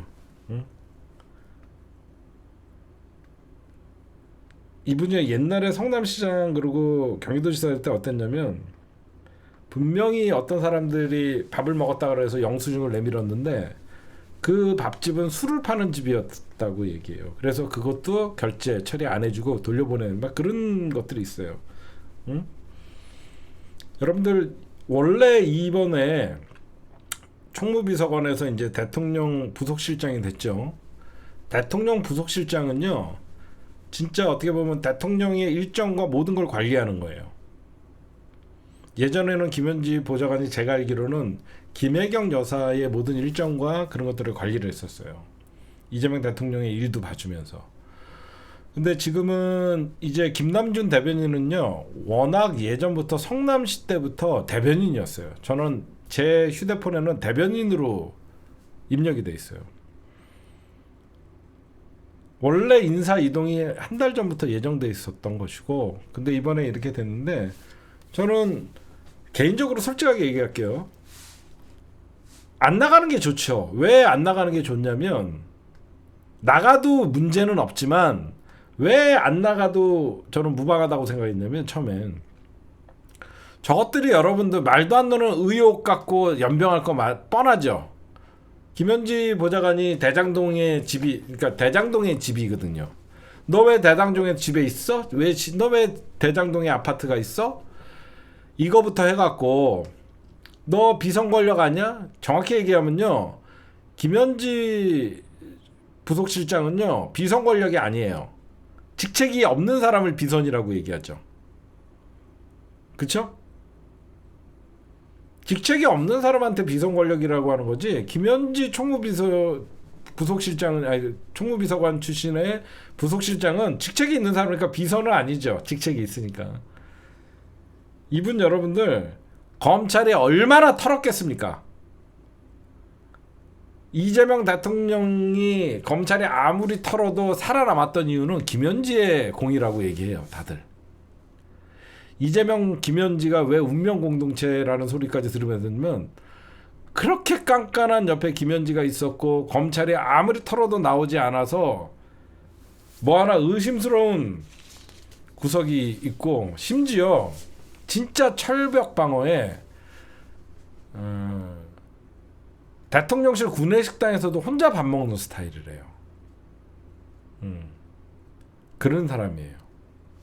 대통령실 구내식당에서도 혼자 밥 먹는 사람이지. 그런 걸 여러분들이 좀 아시면 사람들이 너무 비밀스러웠고 그러다 보니까 김현지가 누구야 자꾸 얘기하는데, 제가 알기로는 75년생이에요. 저보다 한 2살 어리고 75년생의 얼마 전에 뭐 스승을 어디 산림청장 시켰다고 그러는데, 아니, 상명대인가 나왔어요. 그래서 아마 이번에는 저는 민주당이 뭐 김현지 부속실장을 이번에 나온다 안 나온다, 이거 그냥 논란거리가 아니에요. 나와서 말도 안 되는 거 하면 민주당이 운영위원장이 제지시키고, 민주당이 오히려 얼마든지 얘기할 수 있고, 그렇게 뭐 비밀스럽거나 그렇게 뭐 숨기고 있고 그런 사람이 아니에요. 그러니까 여러분들이 그렇게 큰 걱정 안 하셔도 되는 분입니다. 이분이에요, 이분. 잘 모르시는 분들이 있는데 딱 봐도 깐깐하게 생겼죠. 이재명 대통령이 맡기고 오랫동안 옆에서 지켜본 분이라서 그렇게 아시면 될 것 같고, 그러니까 정진상 실장이나 김용 전 대변인이 사실 재판 때문에 활동을 못하니까 성남 4인방이었던 정진상, 김용, 김남준, 그 다음에 김현지, 이런 건데 그냥 너무 조용히 일만 하는 스타일이에요. 조용히 일만 하다 보니까 타겟이 되는 거예요. 그래서 제가 보면 이 일을 굳이 키울 필요도 없었는데, 마치 김건희 같은 어떤 비밀 권력이 아니냐 이런 얘기를 하는데 전혀 그런 거 아닙니다. 걱정 안 하셔도 된다, 그렇게 말씀 좀 드립니다. 그 다음에 재미삼아 지금부터는 내년 지방선거 얘기를 하면, 일단은 민주당이 유리하죠. 그 안에 검난이 어떻게 일어날지는 저는 예의주시하고 있어요. 저는 검난의 시기가 내년 지방선거, 민주당의 경선, 공천 이 과정에서 나올 거라고 생각해요. 지금 가장 경쟁력 있는 국힘당의 후보는요. 여러분들 이거 내년 지방선거 서울이랑 경기 우습게 보면 안 돼요. 왜 그러냐면 서울은 오세발이가 나올 거 뻔합니다. 만약에 국힘당의 경선을 이긴다면 국힘당에서 경기도지사 후보는 유승민이에요. 유승민. 희한하게 오세발이랑 유승민은 내랑과 좀 멀어 보여요. 그래서 중도의 표가 어느 정도 흡수할 수 있어요. 여러분들이 보셔도 그러죠. 응? 내년 국힘당에서 가장 지지율 높은 경기도지사 후보는 유승민이에요. 오세훈이가 서울이고. 근데 얘네들이 과연 국힘당의 지지율에서 어떤 경선에서 유승민이가 이길 수 있냐 이거죠. 지금 같은 극우화되어 있는 국힘당에서. 그리고 저는 민주당이 내년 서울시장 선거랑 경기도지사 선거 유리한 점은 뭐냐면요. 국힘당은 사실 여러분들 분열돼 있어요. 겉으로는 국민의힘의 안에 뭉쳐 있는 것 같지만 유승민이가 국힘당 경선을 뚫고 경기도지사가 될 확률은 없어요. 제가 보면 사실상 국힘당은 윤석열파와 과거에 있었던 보수파로 나눠져 있어요. 거기에 밖에 이준석이라는 개혁신당까지 있는 거죠. 그러면 오히려 이번 내년 지방선거에는 야권연대가 필요한 거예요. 그렇죠? 쟤네들 한마디로 내란 세력들 연대가 필요한 시기예요.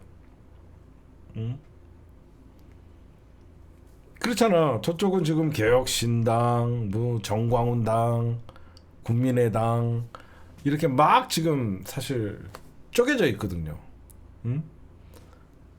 사실 뭐니 해도 내년 선거의 최대 승부처는 서울이에요. 서울.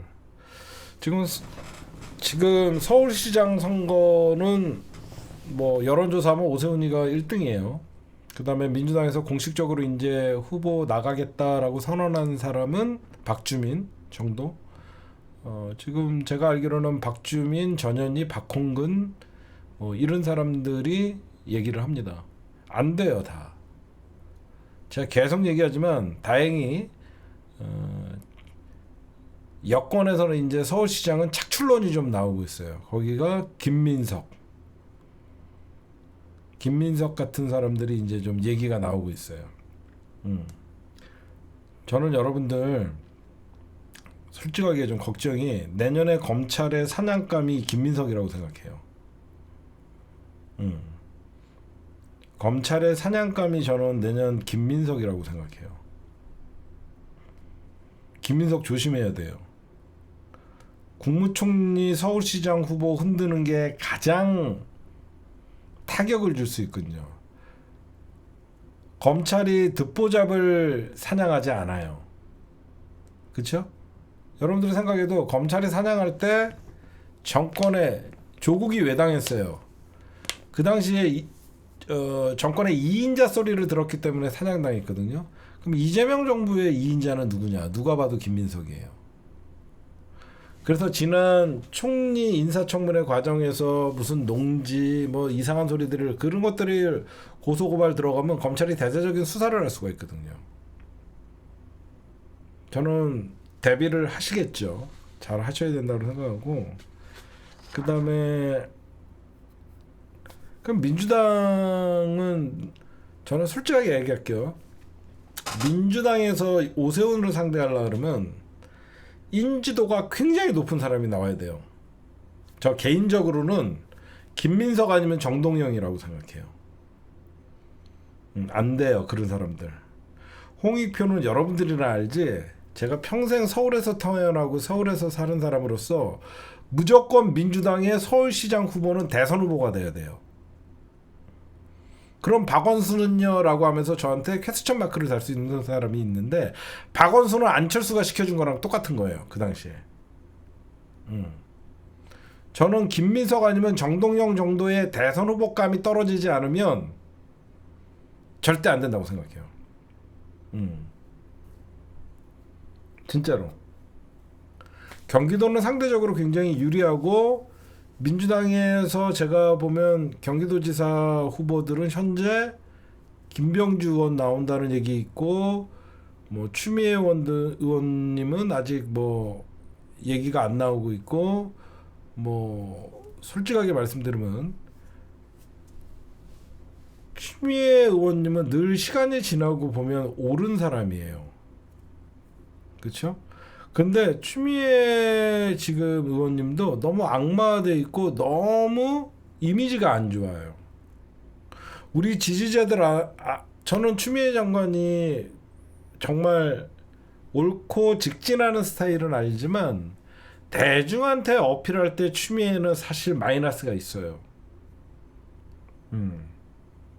그러니까 여러분들 우리 안에 추미애는 굉장히 올곧고 시간이 지나면 추미애가 옳았다라는 얘기를 할 수 있지만 이런 대중선거에서 추미애 장관이 과연 중도의 흡수력이나 공격이 어떻게 버틸지는 저는 솔직하게 여러분들에게 말씀드립니다.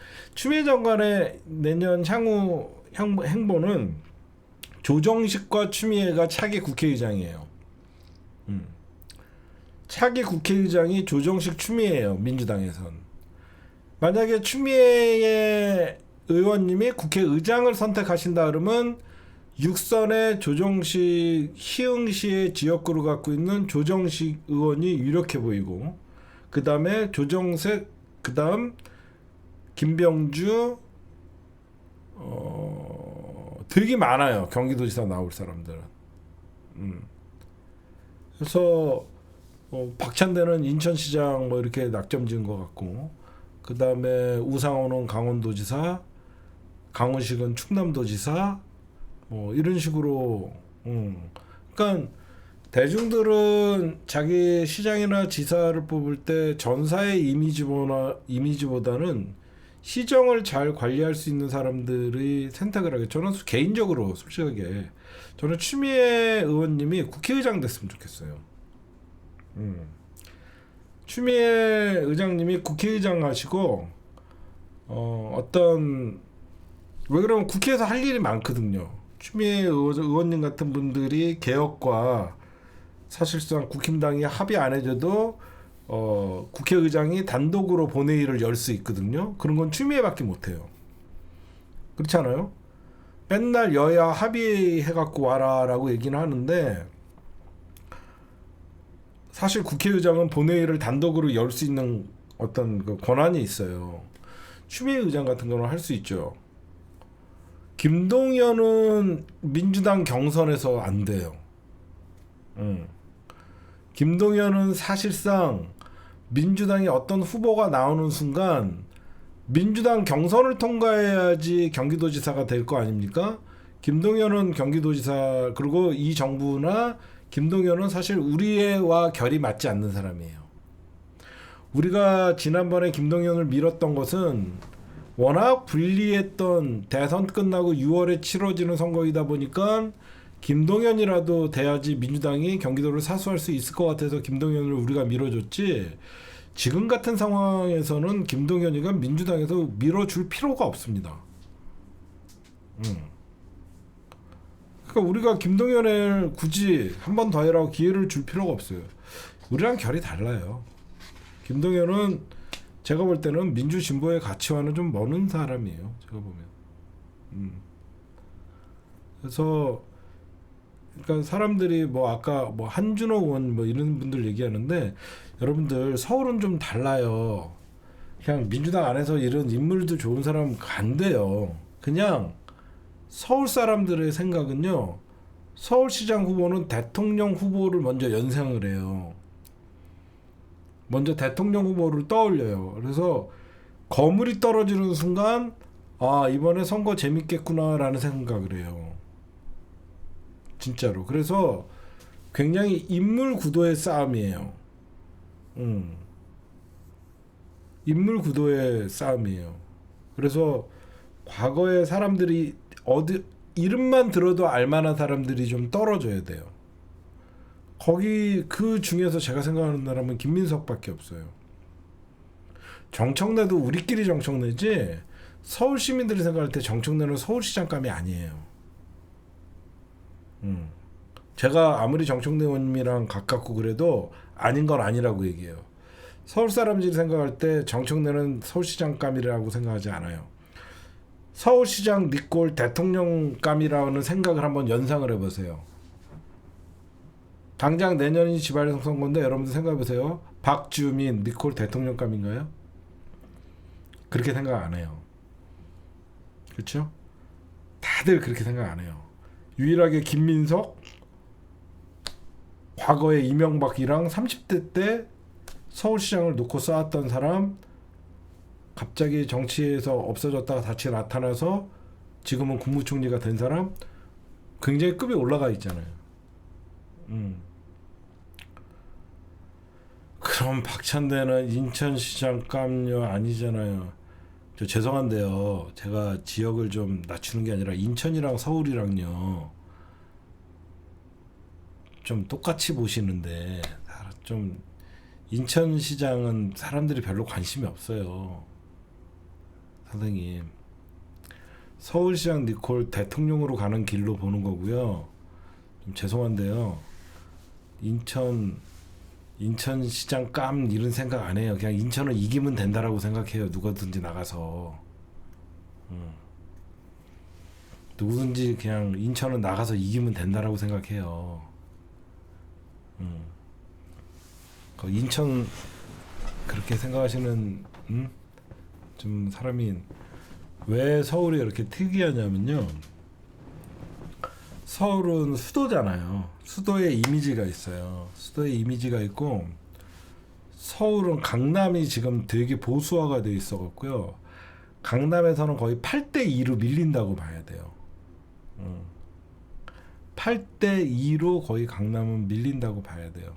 그러면 나머지는 어디서 이겨야 되냐면 인지도로, 서울에 있는 어떤 야성이 있는 인지도로 끌어들여야 되는데, 다행히 제가 어떤 그 김민석이 다행히 있어서 우리가 착출론 해도 그나마 될 것 같다라고 생각하는 게, 김민석 총리는 너무 센 강성파의 이미지도 아니고 온화한 이미지가 있으면서도 우리나라 엘리트 집단들이 거부하지 못하는 굉장히 운동권의 역사도 있지만 서울대의 스펙을 갖고 있어갖고 서울 사람들이 김민석 하면 다들 민주당 이런 걸 떠나서 똑똑하다고 생각해요.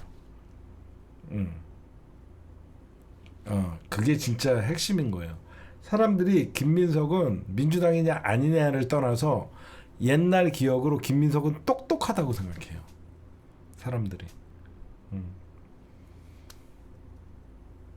그래서 제가 보면 사람들이 뭐 이것저것 생각하면서 하는데, 물론 제 생각이 다 옳지는 않지만 적어도 지난 총선에서 민주당이 대승을 할 때 여기 진다 여기 진다 여기 진다 제가 말씀드릴 때 여러분들 깜짝 놀랐을 거예요. 제가 안규령 좋은 사람이지만 안규령을 도봉에다가 꽂은 것은 민주당이 최악의 공천이라고 그랬어요. 그건 서울을 모르는 사람들이에요. 이지은 전 총경 정말 훌륭하고 좋은 사람이지만 그런 총경이 갑자기 마포에 떨어지면 절대 당선 안 돼요. 그 다음에 또 동작구에 나오신 분 있죠? 그 누구죠? 거기도 내가 다 안 된다고 얘기했잖아요. 그런 분들, 서울에서는 그런 분들 나오면 안 돼요. 유사명, 이지은, 안기령 제가 다 진다 그랬어요. 잘 모르는 거예요, 서울에 대해서. 우리 지역에 한 번도 들어본 적 없는 전 경찰 총경이 왔대. 에이, 이런 게 있어요. 절대 안 찍어요, 서울 사람들.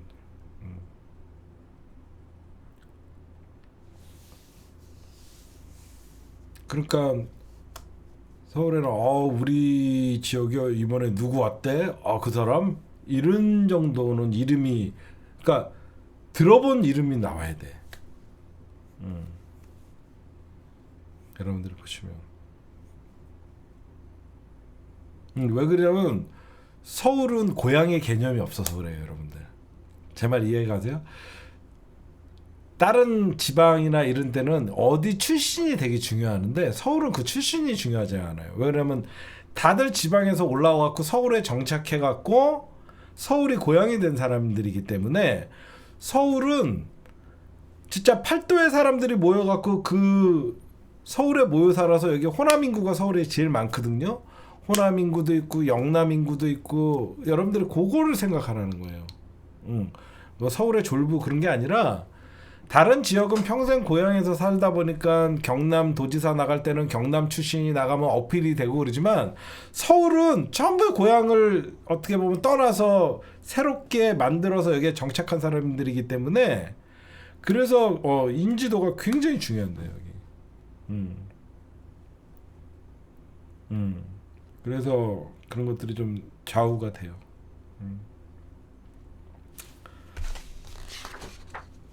2018년 혹시 기억나세요, 여러분들? 2018년에 민주당이 지방선거 대승을 합니다. 지방선거에 어떻게 대승을 하냐면 경북도지사랑 대구시장 빼고 거의 다 이겼어요.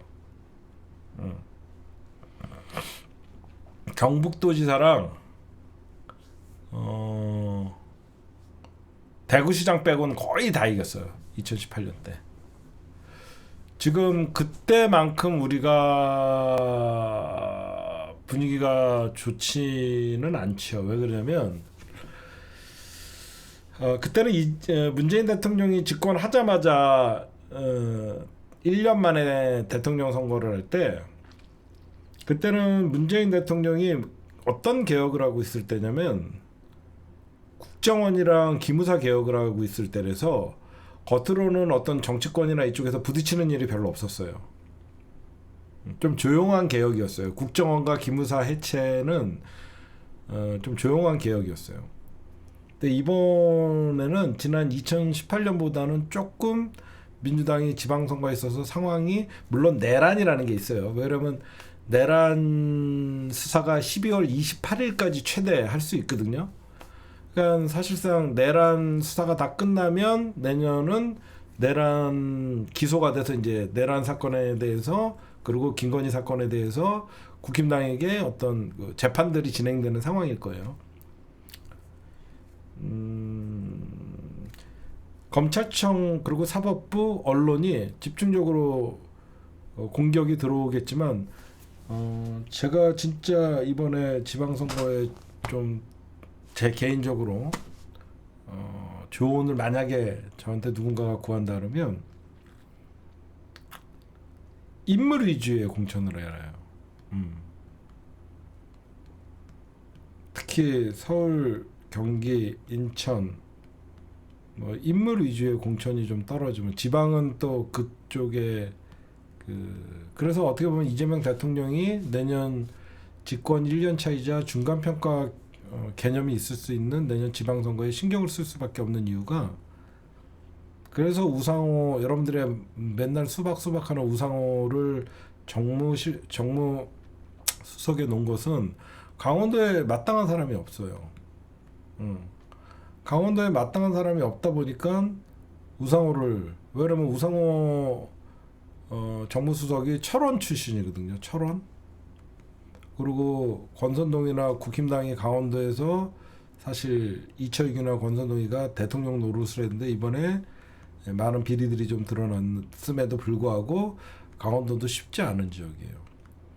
그리고 민주당이 이재명 대통령이 내년 지방선거에 얼마나 신경 쓰는지는 해수부 이전만 봐도 아시겠죠. 12월 안에 옮겨라. 그런 것들을 여러분들이 보시면 결국은 내년 해양수사본부 장관에 현재 임명돼 있는 전재수 장관이 결국은 내년 지방선거 부산시장에 도전하기 위해서 박준영을 잡기 위해서 전재수 해양수산부 이렇게 연결시켜 준 거거든요. 제가 볼 때는. 그래서 저는 사실 서울 경기는 당연히 민주당이 내년에 이겨야 되는 선거고 가장 주목하는 게 저는 부산시장과 경남도지사예요. 부산시장 경남도지사만 민주당이 이기게 되면 사실 2018년에 버금가는 대승을 거둘 수 있거든요. 당연히 대전시장이나 이쪽은 당연히 이겨야 되는 거고 그래서 이재명 대통령께서 세종청사 빨리 준비하라는 것은 중원을 장악하겠다는 뜻이거든요. 계속 요즘 국내에서 용산이 아니라 세종청사 빨리 준비해라 라고 얘기하는 것들이 대전에 개차반인 이장우나 충남도 지난 개태흠이 뭐 이런 애들 사실 싹 물갈이해야 되죠. 그래서 전 좀 예전같이 뜬금없는 사람 데려다가 막 출마시키고 그런 게 아니라, 그리고 민주당 안에서 인기 있는 사람만 바라보면서 출마하는 게 아니라 좀 진짜로 지방선거에서 이길 수 있는 좀 사람들이 좀 나왔으면 좋겠어요. 민주당에서 소위 우리 지지자들의 마음을 잘 읽고 이런 사람들이 과연 대중성이 있을 것인가도 심각하게 한번 좀 생각했으면 좋겠어요. 좀 선거는 이기는 게 중요한 거거든요. 저놓고 잘 싸워. 제가 제일 싫어하는 말이 젖잘 싸예요. 무조건 이기면 장땡이에요. 왜냐면 이재명 대통령이 왜 지방선거에 신경을 쓰냐면, 아무리 행정부에서 좋은 정책과 예산을 집행하고 국민들이 체감할 수 있는 경제정책을 펼쳐도 지방 분권화가 돼 있기 때문에 지방정부에서 그걸 거부하거나 틀어버리면 이게 정말 피해를 국민들이 입는 거거든요.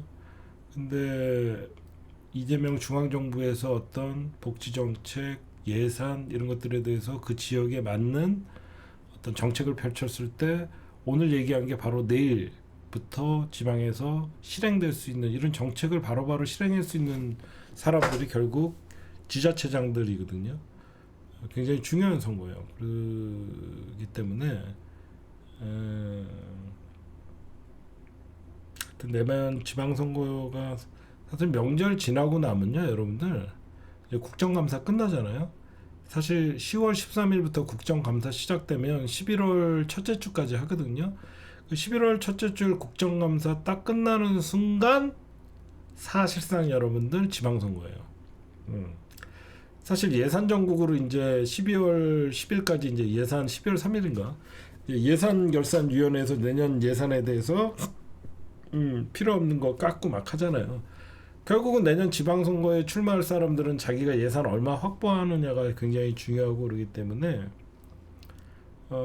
결국은 11월 국정감사가 종료된 시기부터 이제 여기저기서 내년 지방선거 출마자들 후보군들이 나오고 그 사람들이 이제 민주당 경선 대비하고 그런 모습들이 아마 보일 거예요. 이제 최종적으로 내년 예산이 12월에 통과가 되면 어디에 예산인들이, 국회는 여러분들 예산을 감액하는 역할을 하지만 예산을 증액하지는 못해요. 그거는 기재부에 요청을 해서 기재부가 증액하는 겁니다. 이번에 예결위에서 하는 것은 증액이나 이런 걸 하는 게 아니라 깎는 역할이에요, 국회는. 그리고 증액은 국회가 기재부에 요청해서 정부에서 증액을 하는 겁니다. 국회 자체로 증액을 할 수는 없어요, 여러분들. 그래서 내년 본격적으로 이제 여러분들이 보시면 이제 추석이고, 그러니까 한가위가 지나고 국정감사가 10월 13일부터 이제 재밌겠죠. 여러분들이 이제 볼거리가 많겠죠. 이때는 민주당이 이제 좀 맞는 시기죠. 근데 민주당이 이번 국정감사는 뭐 두드러 맞을 일이 없습니다. 이재명 정부 이제 3개월이고 내란을 극복하고 인수위도 없는 과정에서 3개월 지난 정부를 사실 국정감사하다 보면 다 윤석열 정부에서 일어났던 비리들이 드러날 수밖에 없고, 공무원들의 태업이나 어떤 태만과 부정부패들이 오히려 더 많이 드러날 거예요. 그래서 제가 보면 민주당이 어떤 다수당의 위치에 있기 때문에 각 상임위별로 민주당이 우위를 보이기 있기 때문에 이번 국정감사는 사실 걱정되는 국정감사는 아니에요. 개인적으로. 그러니까 내년에 어떤 선거를 앞두고 검찰을 예의주시해야 됩니다. 왜냐면 선거를 이용해서 늘 치고 빠지는 게, 여러분들 보세요. 검찰 개혁 때문에 조국을 사냥했죠. 그때 시기를 보세요. 2019년이었죠. 2020년에 총선이 있었어요. 사실 검찰이 조국은 사냥했지만 검찰의 무리한 수사 때문에 총선에 역풍을 맞았던 거예요. 총선에 역풍을 맞고 2020년 총선에서 대패를 했던 거예요. 늘 선거 전에는 검찰이 움직여요. 그래서 제가 여러분들에게 말씀드린 게, 그때도 검찰의 사냥이 총선 6개월 전, 7개월 전에 시작됐잖아요. 그렇죠? 그래서 제가 보면 딱 내년 총선이 6월이기 때문에 올 예산 전국이 딱 끝나자마자 내년이면 검찰이 움직일 수밖에 없는 시간들이 오고 있다라고 얘기를 드리는 거예요.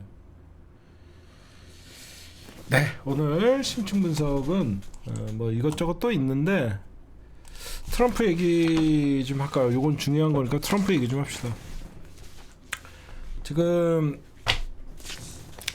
이재명 대통령이 굉장히 곤욕스러워요. 솔직히 이재명 대통령이 굉장히 곤욕스러운 게 뭐냐면 트럼프예요. 트럼프. 이 미국과의 관계, 이재명 대통령이 마음대로 할 수 없는 거죠. 사실 지금 오늘 언론에 나오는 기사들을 보면 트럼프가 사실 삐져갖고 일본에는 2박 3일 머물고 우리나라에는 당일치기로 아침에 왔다가 오후에 간다. 밤늦게. 우리나라에선 잠도 안 잔다. 그냥 트럼프랑 시진핑이 정상회담 한번 하고 그냥 불만을 표시하는 차원에서 우리나라에 머물지 않고 간다. 뭐 이런 기사들이 나와요. 그냥 당일치기 방한한다. 그 이유는 한국에 불만이 있는 게 아니냐라고 언론들이 그냥 추측 기사예요. 이건 추측 기사. 이건 다 믿을 건 없습니다.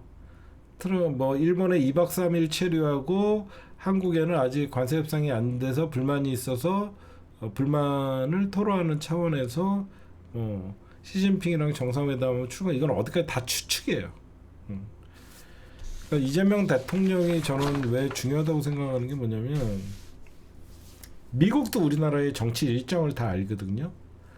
트럼프나 이런 사람들이 볼 때도 내년 지방선거에 이재명 대통령이 얼마나 중요시하고 신경 쓰는지 미국은 정보를 다 갖고 있어요. 그럼 사실 이 관세 협상이 잘 마무리되면 이재명 대통령의 지지율이나 어떤 민주당의 지지율이 올라가겠죠. 근데 지금 제가 솔직하게 말씀드리면 여러분들이나 저나 이재명 대통령은 저는 민족의 운명이 걸린 정부라고 생각해요. 이재명마저도 실패를 하게 되면 이제는 중도가 민주당이냐 국힘당이냐 이 어떤 차별을 못 느낄 것 같아요. 이재명 정부는 반드시 성공을 해야 되고 그 성공하기 위해서는 제일 우선이 경제예요. 먹사니즘. 그러면 이재명 대통령이 이번에 미국과의 이 관세 분수령을 어떻게 해결할 것인가. 그리고 여러분들과 제가요 여러분들과 늘 이 정치 분석을 하고 같이 얘기를 하고 이런 얘기를 하면서 늘 불안감이 존재한다는 얘기를 해드렸었죠. 우리가 정치를 볼 때 왜 불안하냐면요, 민주당이 많은 일을 해요. 검찰 개혁하고 언론 개혁하고 사법 개혁하고 뭔가 상당히 많은 일을 해요. 지금 100일이 좀 넘었는데도 마무리가 안 돼서 그래요. 마무리가 안 돼서 그래요. 여러분들도 그래서 불안한 거예요. 뭔가 딱 해서 이게 결과로 딱 나와야 되는데 검찰개혁 정부조직법 개편으로 했다라고 했는데 1년간 유예야. 그럼 또 사람들은 1년간 마음을 졸여요. 직위원 아직도 재판을 하고 있어요. 그러니까 우리가 정권을 잡았는데 직위원 같은 애 마음대로 못한다는 모습을 보면서 우리가 내심 분노하고 불안한 거예요. 아직도 조의대 청문회 같은 거 한번 하자 그래도 조의대는 버텨요. 그러니까 사람들은 다 똑같아요. 우리가 권력을 잡고 쟤네들이 분명히 잘못했는데 우리가 할 수 없는 이 처지가 되게 불안한 거예요. 그러다 보니까 다른 일도 이게 잘못 어긋나면 어떻게 하지? 우리가 언론을 욕하고 기레기를 욕하지만 그런 기레기들이 가만히 있을 놈들은 아니라는 걸 우리가 늘 당해봐서 알거든요. 검찰도 지금은 힘이 없어 보이고 검찰청 폐지라는 정부조직법이 대통령의 공포에 의해서 통과가 됐지만 뭔가 앞으로 다가올 불안감이 있는 거예요. 그게 뭐냐? 마무리가 안 돼서 그래요. 그 마무리가 안 됐다는 이유는 아직 이재명 정부가 시작한 지 얼마 안 되다 보니까 너무 많은 일을 정광석과 같이 처리해서 그래요. 이런 어떤 정치적인 일련의 개혁 작업은 어차피 시간이 해결해줘요. 근데 이 미국과의 문제는 굉장히 곤욕스러운 거예요. 왜? 우리가 칼자루를 쥐고 싶어도 쥘 수가 없는 상황이에요. 제 말 공감하시죠? 이 미국과의 관세 협상이나 이런 트럼프는 정상적인 사고로 외교를 대하다가는 당한단 말이에요. 우리가 처음에 한미 정상회담을 통해서 미국과의 어떤 협상이나 이런 거에서 큰 고비를 넘겼다. 그리고 비교적 잘된 정상회담이었고 협상이었다라고 얘기했지만 그 이후에 나오는 얘기들은 언제 그랬냐는 듯이 트럼프가 계속 말을 바꾼단 말이에요. 압박은 더 심해지고 이게 장기화되면 이재명 대통령에게는 굉장히 불리합니다. 왜 불리하냐? 경제에서 가장 그 불안 요소가 불확실성이에요. 불확실성. 지금 우리가 왜 이 불안하냐면 이 미국과의 관세 협상 버티는 거 응원하고 있지만 버틴다고 해결될 일이 아니거든요. 뭔가 미국도 오케이하고 우리도 오케이하고 상호간에 윈윈할 수 있는 전략이 있어야 되는데 절대 트럼프는 윈윈할 수 있는 전략을 우리에게 내밀지 않아요. 그렇죠? 그렇다고 미국이 요구하는 대로 사인하면 나라가 버티질 못하고 그 책임은 이재명 대통령이 지셔야 되고 그렇다고 미국이라는 나라를 무시하면서 너희들 관세 때려 우리 버틸 거야 했다가는 어떤 불이익이 올지 어떤 국내 정치에 개입을 할지 정말 어디로 튈지 모르는 럭비공 같은 트럼프에 대해서 굉장히 외교적으로 상대하기가 너무 힘든 거예요. 대북 문제, 중국 문제 트럼프의 입에서 좌지우지가 되는 트럼프가 우리나라뿐만 아니라 다른 나라에서 하는 외교 정책이나 다른 정상을 대하는 그 어떤 자세들을 보면 너무 불안하잖아. 그래서 제가 보면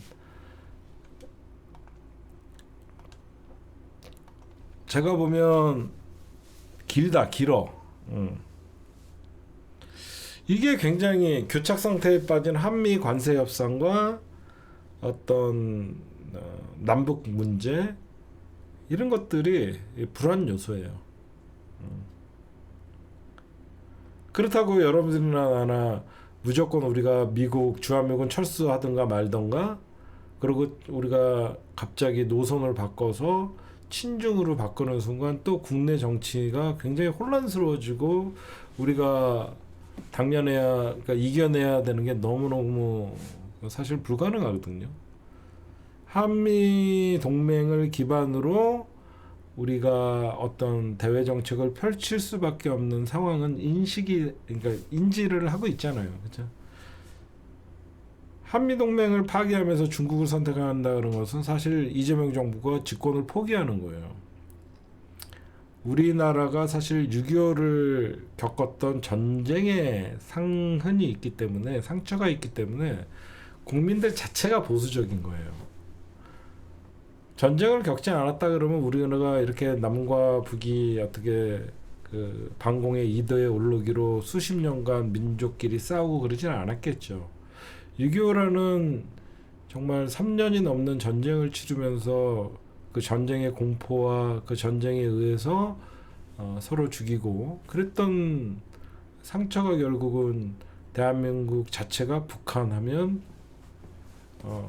적 이런 통일 반대론자들의 프레임이 잘 먹히는 과정이기 때문에 저는 이게 굉장히 다행히 지금은 국민 80%가 트럼프의 요구가 부당하다라고 생각해서 다행이지만 이게 장기화돼 가면 경제적으로도 타격이 오고 미국이 더한 요구를 할 수 있고 그걸 어떻게 우리나라가 대응을 할 수 있을까 이게 참 걱정이에요. 그렇죠? 이재명 대통령이 이거에 대해서 굉장히 딴 거야. 정면 돌파하고 워낙 이재명 대통령께서는 실용주의고 불도저고 이재명을 합니다라는 건 믿지만 이 미국 문제만큼은 참 어려운 게 있는 거예요. 제가 보면 저는 그렇게 생각을 해서 현재는 이재명 대통령이 트럼프의 요구를 들어주지 않는 것에 대해서는 국민들의 절대적인 지지가 있고 트럼프가 잘못했다라는 TK에서도 84%가 트럼프의 요구는 부당하다라고 얘기해요. 그리고 우리나라 정부가 지금 대응을 잘하고 있다라가 62%라서 과연 언제까지 버틸 수 있나.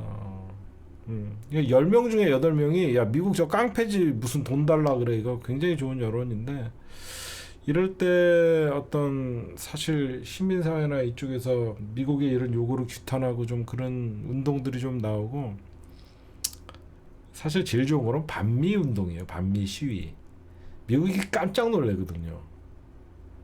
지금 가장 필요한 거는 우리 시민사회들이 이 미국의 우리나라의 경제를 흔들릴 수 있는 이런 부당한 요구에 대해서는 미국을 규탄하는 집회들이 좀 크게 열려야 돼요. 예전에 우리가 노제팬 운동했듯이, 노아베 노제팬 운동했듯이 좀 국민적인 어떤 미국 상품 거부 운동이나 이런 것들이 일어나면 미국이 깜짝 놀랍니다. 왜 그러면 트럼프 미국 대선이 내후년인가요? 트럼프 재선이 언제죠? 내후년인가요? 4년.